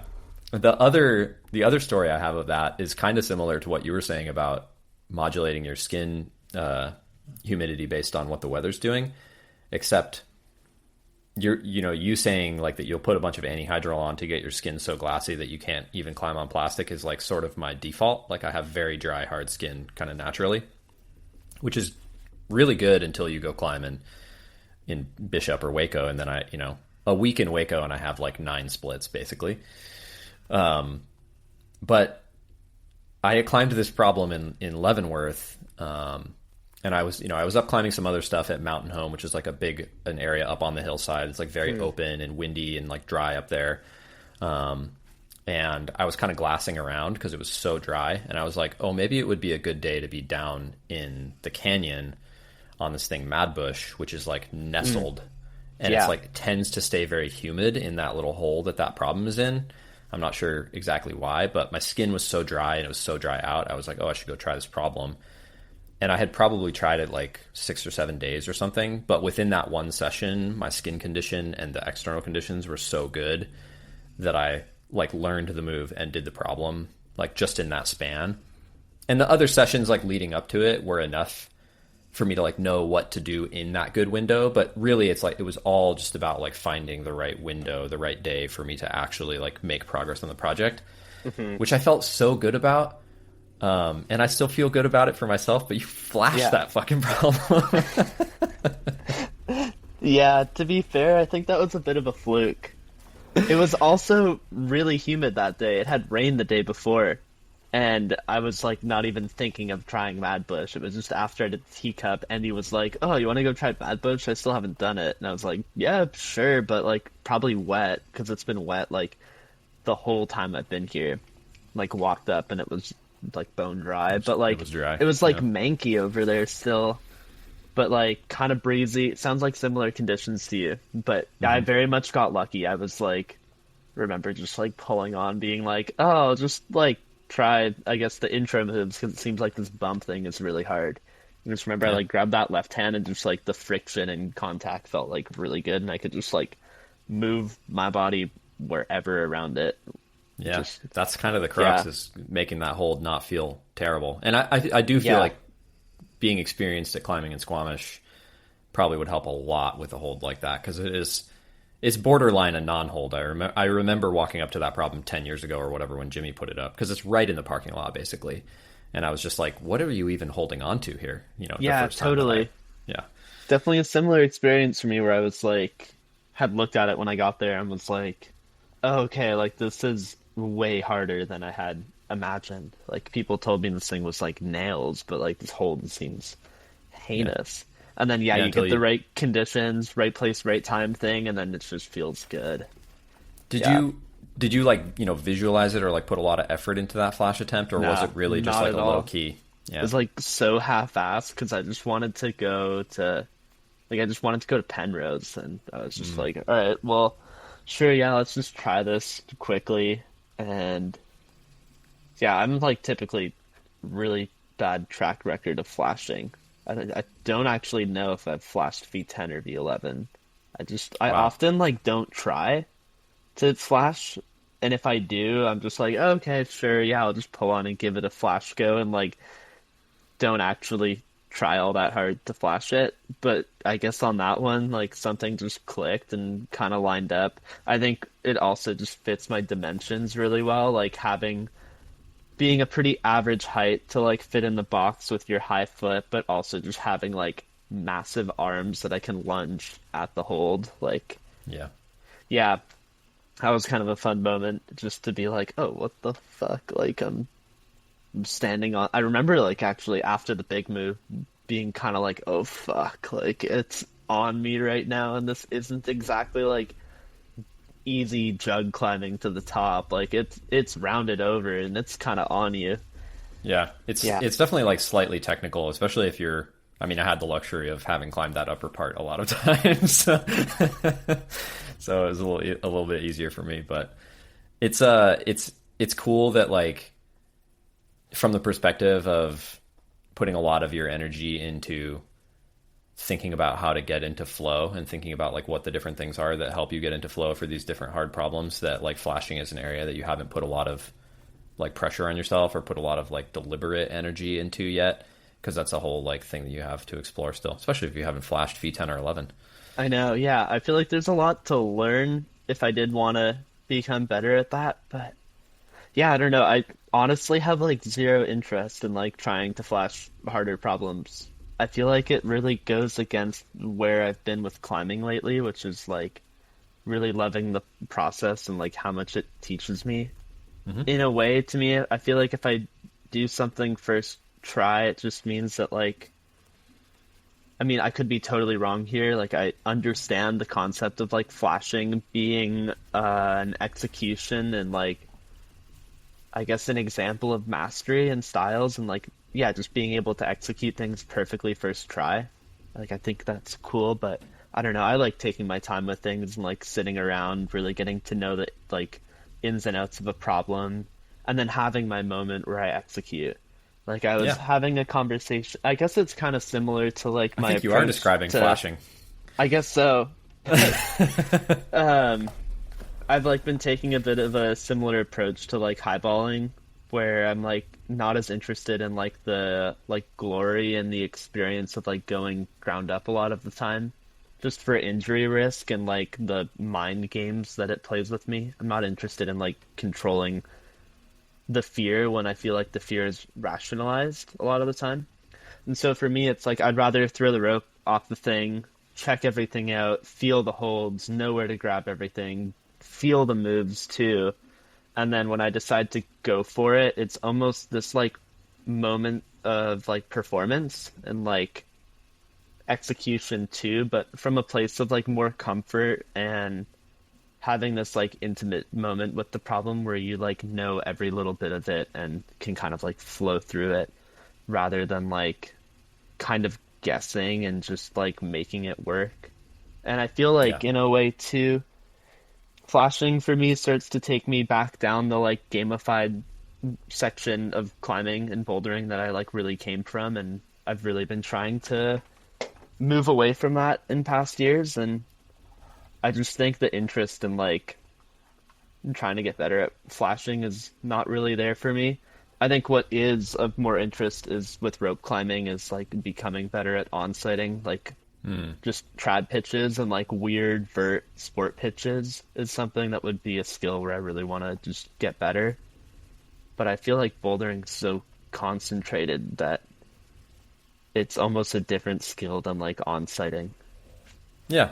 Oh, totally. I mean, that's a cool distinction to make too, because if the like commodification or gamification is something that you really want to get away from, a very quick way to do that is to just get up on a wall somewhere or go to a sport crag somewhere, because it's just, I mean, I speak to people in my coaching all the time who are like really struggling with video beta, sort of like in my perspective, like blocking them from being able to make good progress on their like technique and tactics because it just sort of shortcuts a lot of the harder lessons.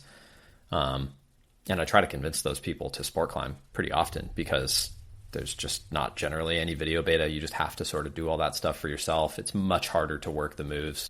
I find onsighting really challenging, but there's definitely no like pure technical and like physical challenge than that, because you don't even have the luxury of like letting go to figure out what it is that you need to do. And I feel deeply connected to the process of flashing the same way that I am to red pointing, and I'll happily take like 10 days to look at something and like get in tune with it, or even like take my pads to it and set my pads up and like choose not to try it. But that doesn't feel gamified to me. I just really enjoy that separate piece of it. And I respect that it's not for everybody to go that deep with it. It's also very nerve-wracking, I guess, at a certain point, because you just invest more and more and more energy into this like consumable thing. And I have things that I want to flash that now I'm like, well, maybe I'm never even going to try because I'm like, I've like built it up too much. That's the loop I see a lot of my friends get into, is they're like, oh, I really want to try to flash this. I'm like, not going to go. And I'm like, oh, but it's such a beautiful day. Like, we could just go and like climb on this rock together and have a good time. But like, yeah, I understand that you want to save your flash try. But then it's like, well, how many years have you been like saving your flash on this thing for? Like, yeah, some of them for a long time. Yeah, I know myself that if I like started going down that path, I would be like taking the out of I'm not going to try it today because I don't know if I'm ready, like quite often, as a way to like get around the pressure of trying to finally flash it or something. And I'd probably just end up like not trying a lot of things. And I don't know, I just like going up to stuff and being like, oh, this is cool, like I just want to climb on it and see what the moves are like, rather than like, oh, this thing seems cool, like I want to climb it and get up it. It's like sometimes I'm just quite happily like fondling moves and like understanding, and then being like, I don't really feel like trying from the start today, or like trying to do something, like just exploring these movements and like having a good time outside was enough. I think it's two sides of the same coin. It's just a question of like your ability to divorce yourself from the expectations, really. Like, I think I got good at flashing because I had a very strong willingness to just huck myself at anything, even knowing it was like well above my pay grade. Like I was really bound and determined to flash V10 when I think I had red pointed like one V11 or something. And so there's 100 V10s around North America that I like fell off the, I remember trying Battletoads in Joe's Valley. I don't know if you know that problem, but it's like, it's pretty much a sit start crux, and you just like pull on in this really hard position and like slap the wall, and there's like just kind of a spot of friction, and you're just on your whole palm. There's no hold there. And then you like put your heel up and like go to a hold. And I remember just like being like, okay, I'm going to try to flash this because like I'm good at compression, and I like couldn't even really get my ass off the ground, It was just like so much pressure of like setting the pads up and brushing everything and thinking about it for like an hour. And then I just like couldn't even actually understand how you pull on to the wall. Yeah. And I did that so many times before I eventually learned to flash and like was able to flash some things. But it's there's definitely like, there's a duality to it, because you do miss out on those experiences with friends and stuff when you're like, no, I don't want to like try this boulder, or I don't want to be at that boulder because I want to try to flash it someday. So it's not for everybody, I'm sure. I do feel like I'm doing a bit of that with Penrose, hanging out there while my friend tries it. Obviously I can't flash it because I've tried it, but just trying to absorb, that's the same thing I do when I try to flash things. There's a lot of value there. I do have one weather question. We're talking about Squamish weather and like being around in winter, spring, or fall obviously is ideal, but like what about for people who really can only be there in summer? Is there anything that you recommend for getting good conditions if people just are there when it's more convenient? Watch the wind radar, I guess. Like that's probably what makes the biggest difference. And the other thing is that night sessions and morning sessions are not actually any better, at least from what I found. Like it just gets so humid at night and like still that it's almost better to be climbing in the heat of the daytime. Maybe not like midday, but like kind of early morning and late evening. But airflow can be handy, I guess. So people usually have fans out that can help. Um, Hmm. but for the most part, it's kind of just working with it. Yeah, Yeah, I've definitely suboptimal. become like a little bit of a pessimist for like summer conditions in some ways, or just like pick the problems that you want to try a little bit better because like the climbing style here is really technical and subtle, but there's also a lot of problems that are a little bit more physical and like big hold and reliant on physicality less so than like needing the perfect conditions for the friction to be right to like hang on some nothing hold. So I think it you just need to like be smart about what you try. I guess that would be like the thing that does actually help is, if you want to climb V10, don't go and try the pool in the summertime. Maybe go and try like, I don't know, black hole or something else. Like there's things that you can choose that will Yeah, be better than others. that makes sense. I remember trying Velcro in summer and being like, "Oh, I God, see why yeah, this no problem is way. called this now." Had to learn that lesson the hard way. Yeah. Okay, let's see if I can close the other loops here. What do you think you'll do differently when you go back to if you go back to Lucid? I assume you'll go back to Lucid. When? Yeah, definitely a Yeah, when. yeah. What will I do different? Never split. That's number one. Hmm. And probably try it a little less frequently would be the other thing. Because the fatigue really builds up on that one. Um, and probably never go at the holidays again because it was Hmm. a zoo. It Yeah. just, yeah. So probably those things. I think otherwise, I feel like as long as I don't forget the things I learned this season, I feel like I've set myself up pretty well to have a really good shot at like a return trip. Maybe this winter, maybe another year, but I think really it just comes down to like making sure I'm in the shape that I'm in now and just going back with like a better condition window. Probably also not go as like early into winter, probably go later in the season, like February. Hmm. Um, because often like December and January were pretty awful for trying it. It was just like really cold, really dry, really windy too, which are all bad things for Lucid. And the wall would go out of the sun and get dark at like 4:30. And so you really don't have much time to try. Um, and then you're just sitting around doing nothing. Like warmer months were definitely better for that one. Yeah. And you probably kept morale higher too when you don't Yeah. have to spend 14 hours a day in a Subaru. Yeah, I mean, it was nice because I would get 12 hours of sleep every night pretty much. Like, do Yeah. some climbing, make some ramen with a can of chicken, maybe watch some Netflix and pass out at 7 p.m. and then wake up at 7 a.m. And you're like, that was pretty restful. Yeah, the monk life. Yeah, how does one not split? What does that mean? Just stopped climbing early. Like, I Yeah. feel like it was never, like, I never went from like perfect, amazing skin to like horrible, bad, gushing blood split. Like it was always my own fault of like, it's looking rough, but like I can give a couple more tries today before this gets bad, and then it would just get bad like the next try. It's like if you're looking and thinking about it, like you should probably just stop and Gotta wait. end it.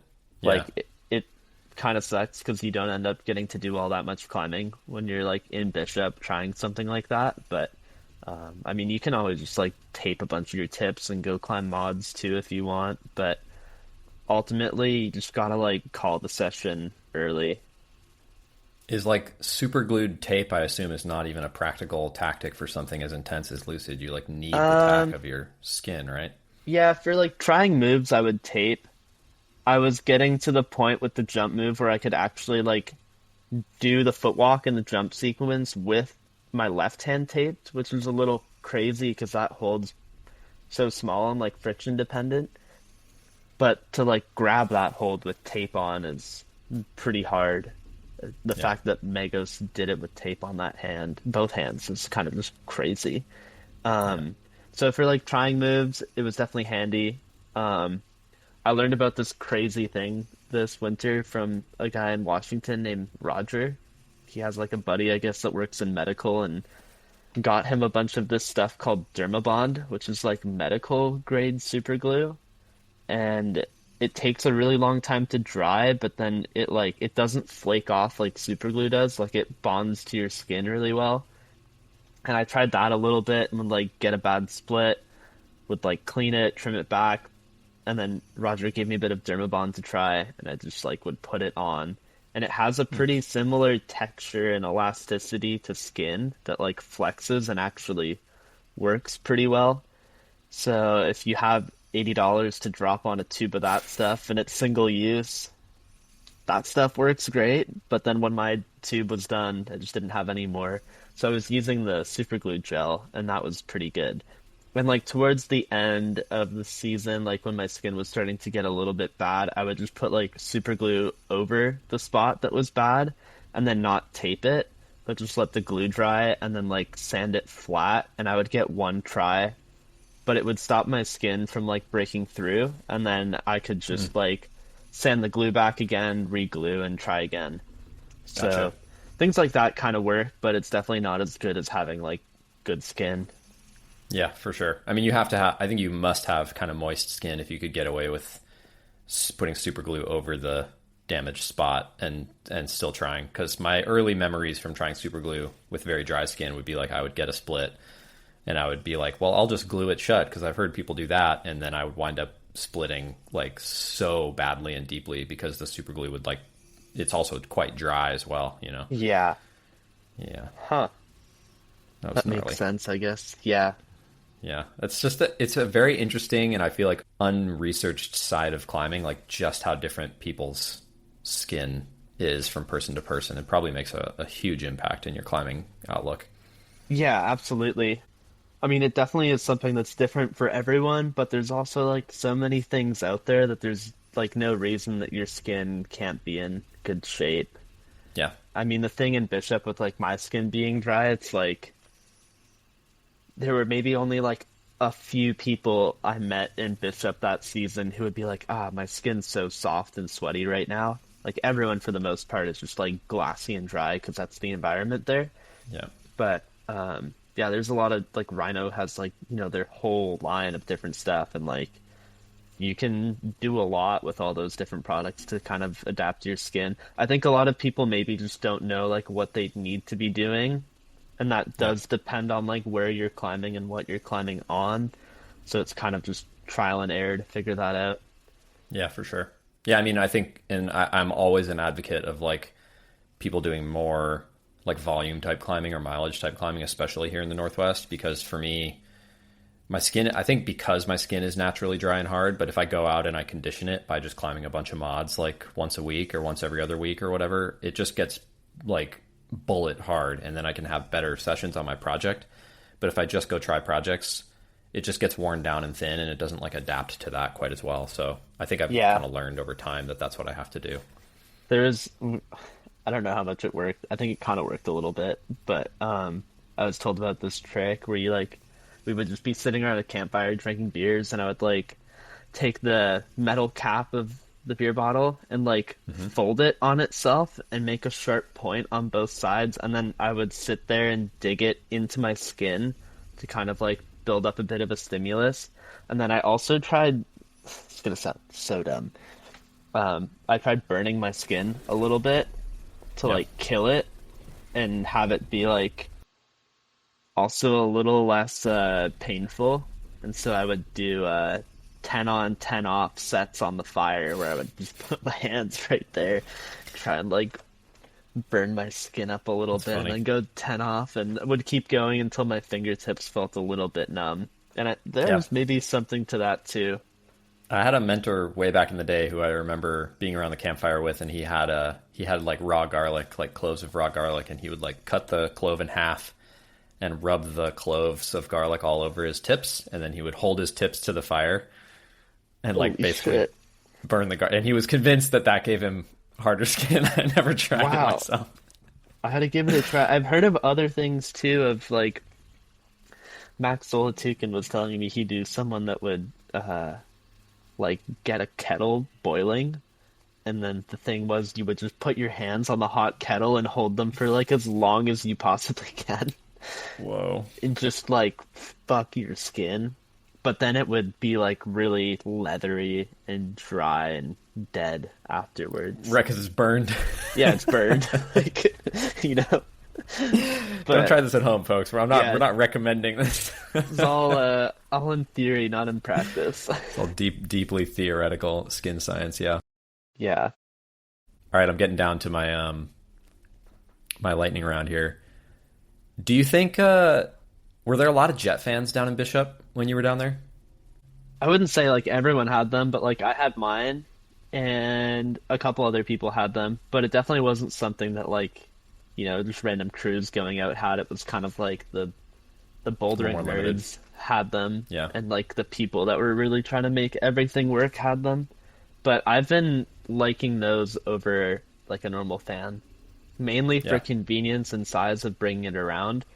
But also for like cleaning holds. It's really good for like how powerful it is. Like a fan doesn't have the concentrated air like the jet fan does, so sometimes I would like wash holds with water between tries and then like dry them with the jet fan right away, and it would be like bone dry.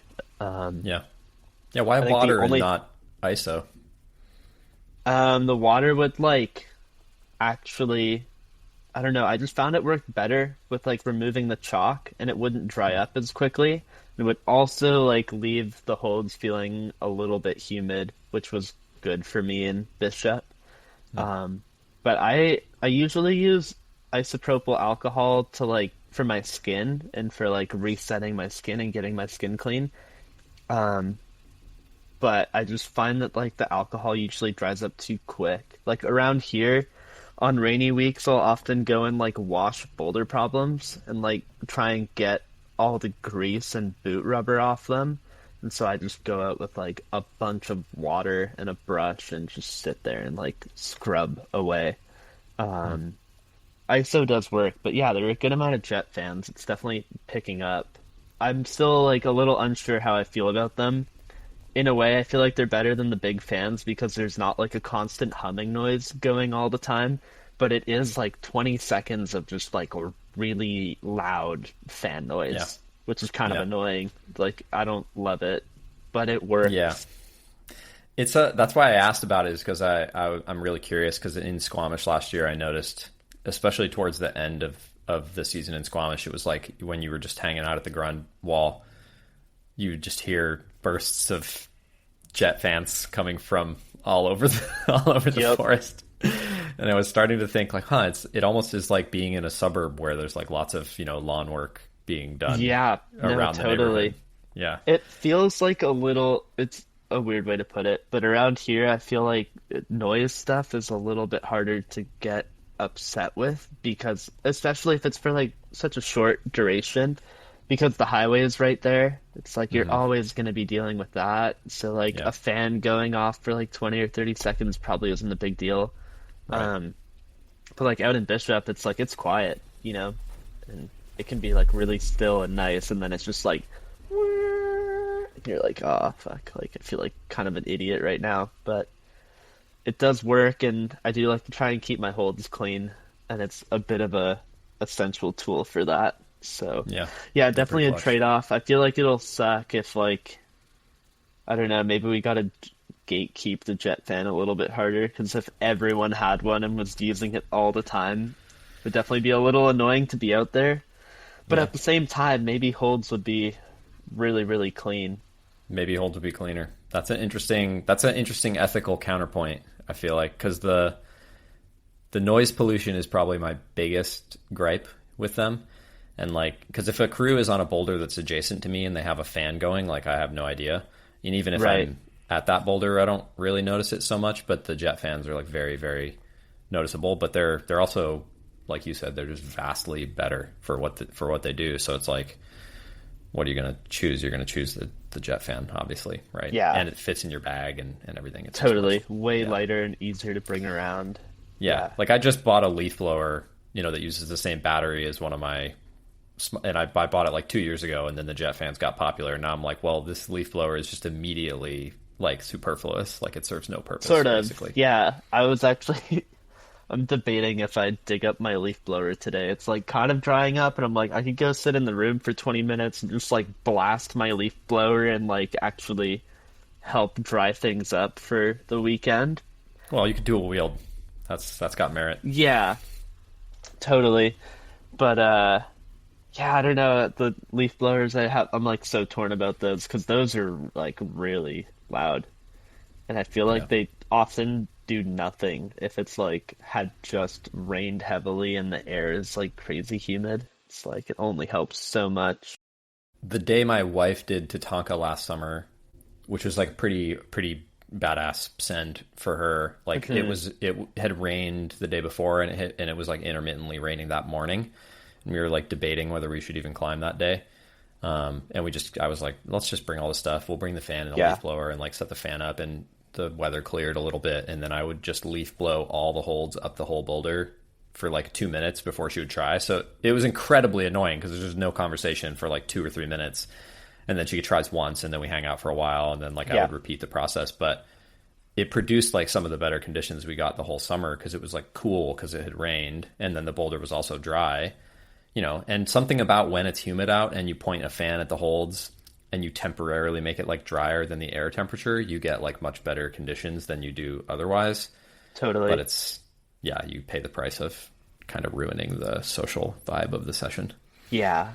Yeah, definitely. I think like all bits of technology bring it into the outdoors. There's positives and negatives, and I think the best way to go about it, honestly, is just everything in moderation. Like, Yeah. don't have like a million fans going all the time, or like be running a leaf blower or jet fan like all the time. But like here and there is probably okay. And if it starts being everyone, then maybe we got to start thinking about that in a different way. But yeah, it wasn't crazy. Um, it does seem part of me wonders if people will really catch on to it because the people that use them, I think, are actually generally people that are aware of like taking care of the rock and their holds and like are in tune to conditions. And I feel like if it gets to the masses, that means that the masses understand that rock being clean and dry is important. And that's a good thing. Because Hmm. these days, like last weekend in the Grand Wall, it was like 30 people at Superfly, and that boulder just got like disgustingly caked in chalk, and like no one's regularly brushing. They're just treating it like a gym. So I Yeah. think if people are getting jet fans and like other things to help conditions, that maybe shows like a mindset shift, and I think that's a good thing. And then it just comes down to like how do we regulate the usage of jet fans and other noisy items in our vicinity. Yeah. But I mean, this is a whole greater ethic thing to get into. Also, I think it's just like a be aware of your impact thing too. I mean, there are a lot of people in Bishop too that were just like loud and like annoying nearby, and you're like, ah, man, like kind of, kind of like I don't know, ruining my vibe a little bit. As funny as Yeah. that sounds, but Yeah. yeah, You don't want to like police people having a good time, but if they're having a good time is infringing on other people having a good time, then it starts to definitely be a problem. Like if hmm, somebody wants to list, if somebody's like at a boulder that they hiked to in Tahoe and it's like a 2 mile hike and they're there by themselves and they want to like blast T Swift on their little Bluetooth speaker, like I'm fine with it, but don't do that at a boulder in the buttermilks where like half of the totally, buttermilks can hear your music. Like that's not, yeah. yeah, it's always I have contextual. a bit of a new personal rule, but I think speakers are just always a no-go unless you know there's like very few people around. But music playing on your phone, I feel like is always in because unless there's a ton of people around, but it's usually pretty like not at a high volume. You probably only hear it at that boulder, and it's not gonna be like blasting constantly. And like also just music playing like when you're on the wall or preparing, I feel like is a nice balance. But Yeah. yeah, Just be cognizant of the impact it's having on other people, really. exactly. I feel like as long as we're being aware of that, then that's like the best thing to be doing. Yeah, fair play. That's important. Ethan, are there any things that you feel like we haven't talked about that you want to get into? Oh. Um, huh. Yeah, I guess one interesting thing I'd be curious to get your take on is just where you, having done some training together and getting a bit of a plan, like I still view myself as metrically a weak climber for the Hmm. level I climb at, but I think my applicable strength is quite high compared to other folks. Like, where do you see, I guess, the trend in like, or like, how did you find training with me working? Because I remember there was this weird thing where you were like, oh yeah, you can warm up like hanging one arm on a 20 mil. And I was like, oh, I can barely hang one arm on a 20 mil. Like, this is really hard. Definitely not a warm up thing. But just like as a coach, where do you see, like, what do you find interesting in terms of like maybe future um, ways to train and like are there any interests in like applicable strength training that you're coming along that you think would be like good to push into in the future? Because I feel like most people my age that are like really interested in getting stronger, it's like focusing on like how hard you can pull on like an even flat edge on a hangboard. And like that's this closing, but Hmm. not this, you know? I think that's why Yeah. I'm weak on a hangboard. But just like where do you see the trend going? Um, and like, what do you think will be beneficial for people to understand about strength training in future?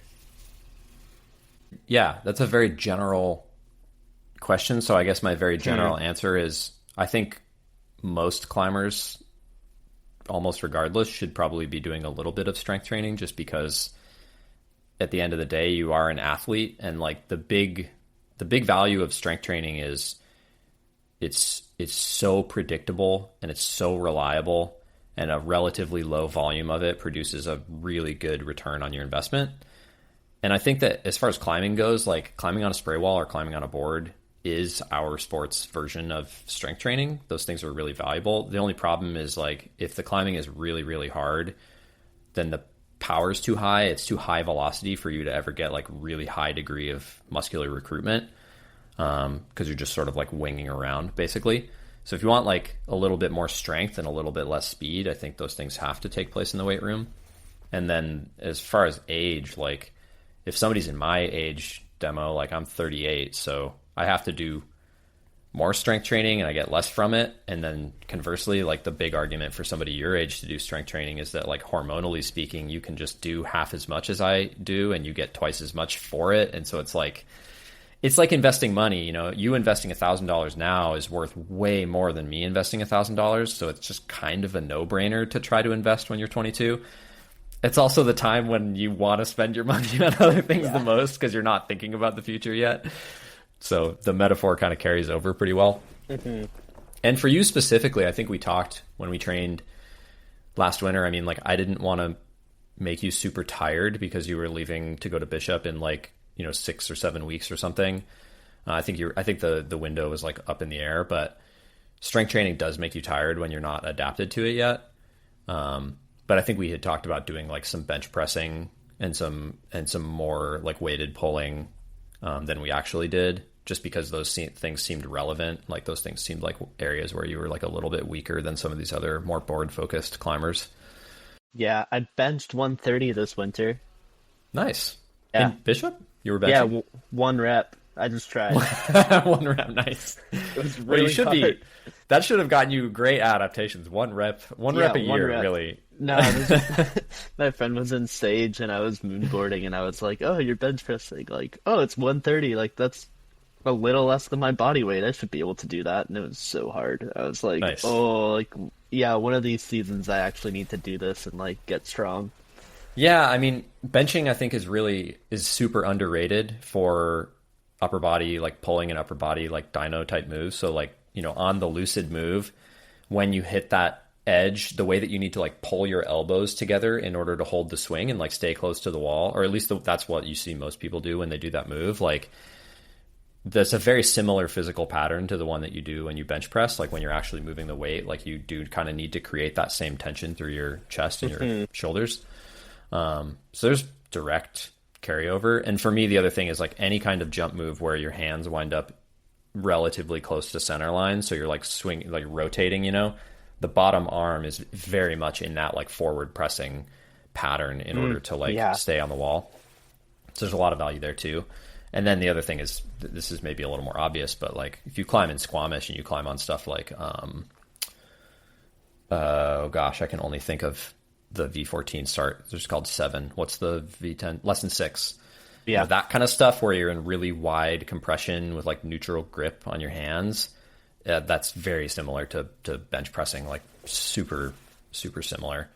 I think for people who climb on a board or like in Colorado or in Bishop, where it's a little bit more overt, like I hang on the hold, I pull through the foothold, deadlifting is just like amazing for that. It just teaches you how to basically turn your body rigid. Yeah, there's a drop off for how valuable that is, but like getting good at it once and maintaining that strength is really valuable. Like our unnamed mutual friend who's trying Penrose can deadlift a disgusting amount of weight, and he's a big dude, so he sort of needs that strength, but I mean, he's so strong in that plane. It's crazy. Those are some general ideas. But I mean, I think, you identified like that creating tension at the PIP is something that you struggle with, and you're a little bit more through your MCP. So like maybe you do some of your finger training this year with your MCP neutral and just isolating that PIP joint. Maybe that has value. Maybe spending some time making your shoulders stronger and more robust so you can do things like one arm hang on a hangboard, because you have the finger strength to one arm hang on a hangboard. It's probably your shoulders. So yeah, definitely. It always feels like that, like the opening. I think it has something to do with my arms being like freakishly long for my size. Yeah, what are you, just plus like 5 or something? 6. Yeah. Plus 6. Oh wow. Yeah. Yeah. It's yeah. up there. I'm plus 4, and it's troublesome for sure. Yeah, I was noticing on the Lucid jump like that, like pulling in quick was hard. I had to actually do the jump a little bit different than, I think the only other person maybe that does it like this is Sean Bailey, but you kind of grab the crimp less as a down pull and more as a side pull. There's like, you pretty much don't grab where everyone grabs. There's like all this really sharp Crosley rock, and I would just jump and grab that, and I could just like straight arm hang it and hold the friction. Nice. But I'm still finding ways to adapt, but I know one day there's going to be something where I can't adapt, and yeah, adapting through these other ways of training is going to be pretty important. Yeah, I mean, I think when we worked together, you were doing a little bit of like climbing on the board, climbing on the spray wall, but also days when you would go outside. I think you were going in the gym and just doing a tiny bit of finger training before you would go outside, right? Mm-hmm. Like that's just a good thing to keep integrating and keep doing. That's how you get those long-term gains. And like the thing that genes afford people like you, or maybe at the even more extreme, like Adam Shahar type people, it's not just that you start climbing and your fingers are disgustingly strong and you can climb V15. It's not like that. It's like having good genes means you can do more practice than other people, and that lets you get your fingers really strong. It's not just free finger strength. It's free runway to have stronger fingers.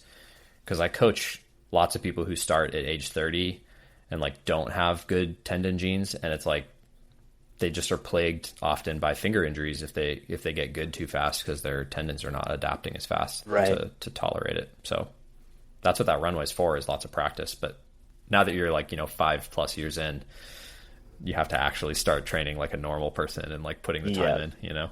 Definitely. Yeah. Sweet. Good question. I wish you the best of luck though. Yeah, thanks. Cool, man. Fun to catch up. Yeah, absolutely. I'm sure I'll see you up here at some point in the next little bit. Yeah. I'm not coming up for the whole summer this year, but I'll definitely be up there a little bit. For a little bit. Yeah, I don't really know what I have potential America plans, but via plane, because I don't really want to run the risk of being detained by ICE at the land border. So I feel like I probably won't be down in Washington much this year, sadly. But yeah, looking forward to seeing you up here. Yeah. Sounds like a plan. Good luck with Event Horizon and your future rope plans and stuff. Yeah, thanks. Pretty stoked. Cool. Thanks for coming on the show, man. Thanks for having me on to chat. Absolutely. Have a good day.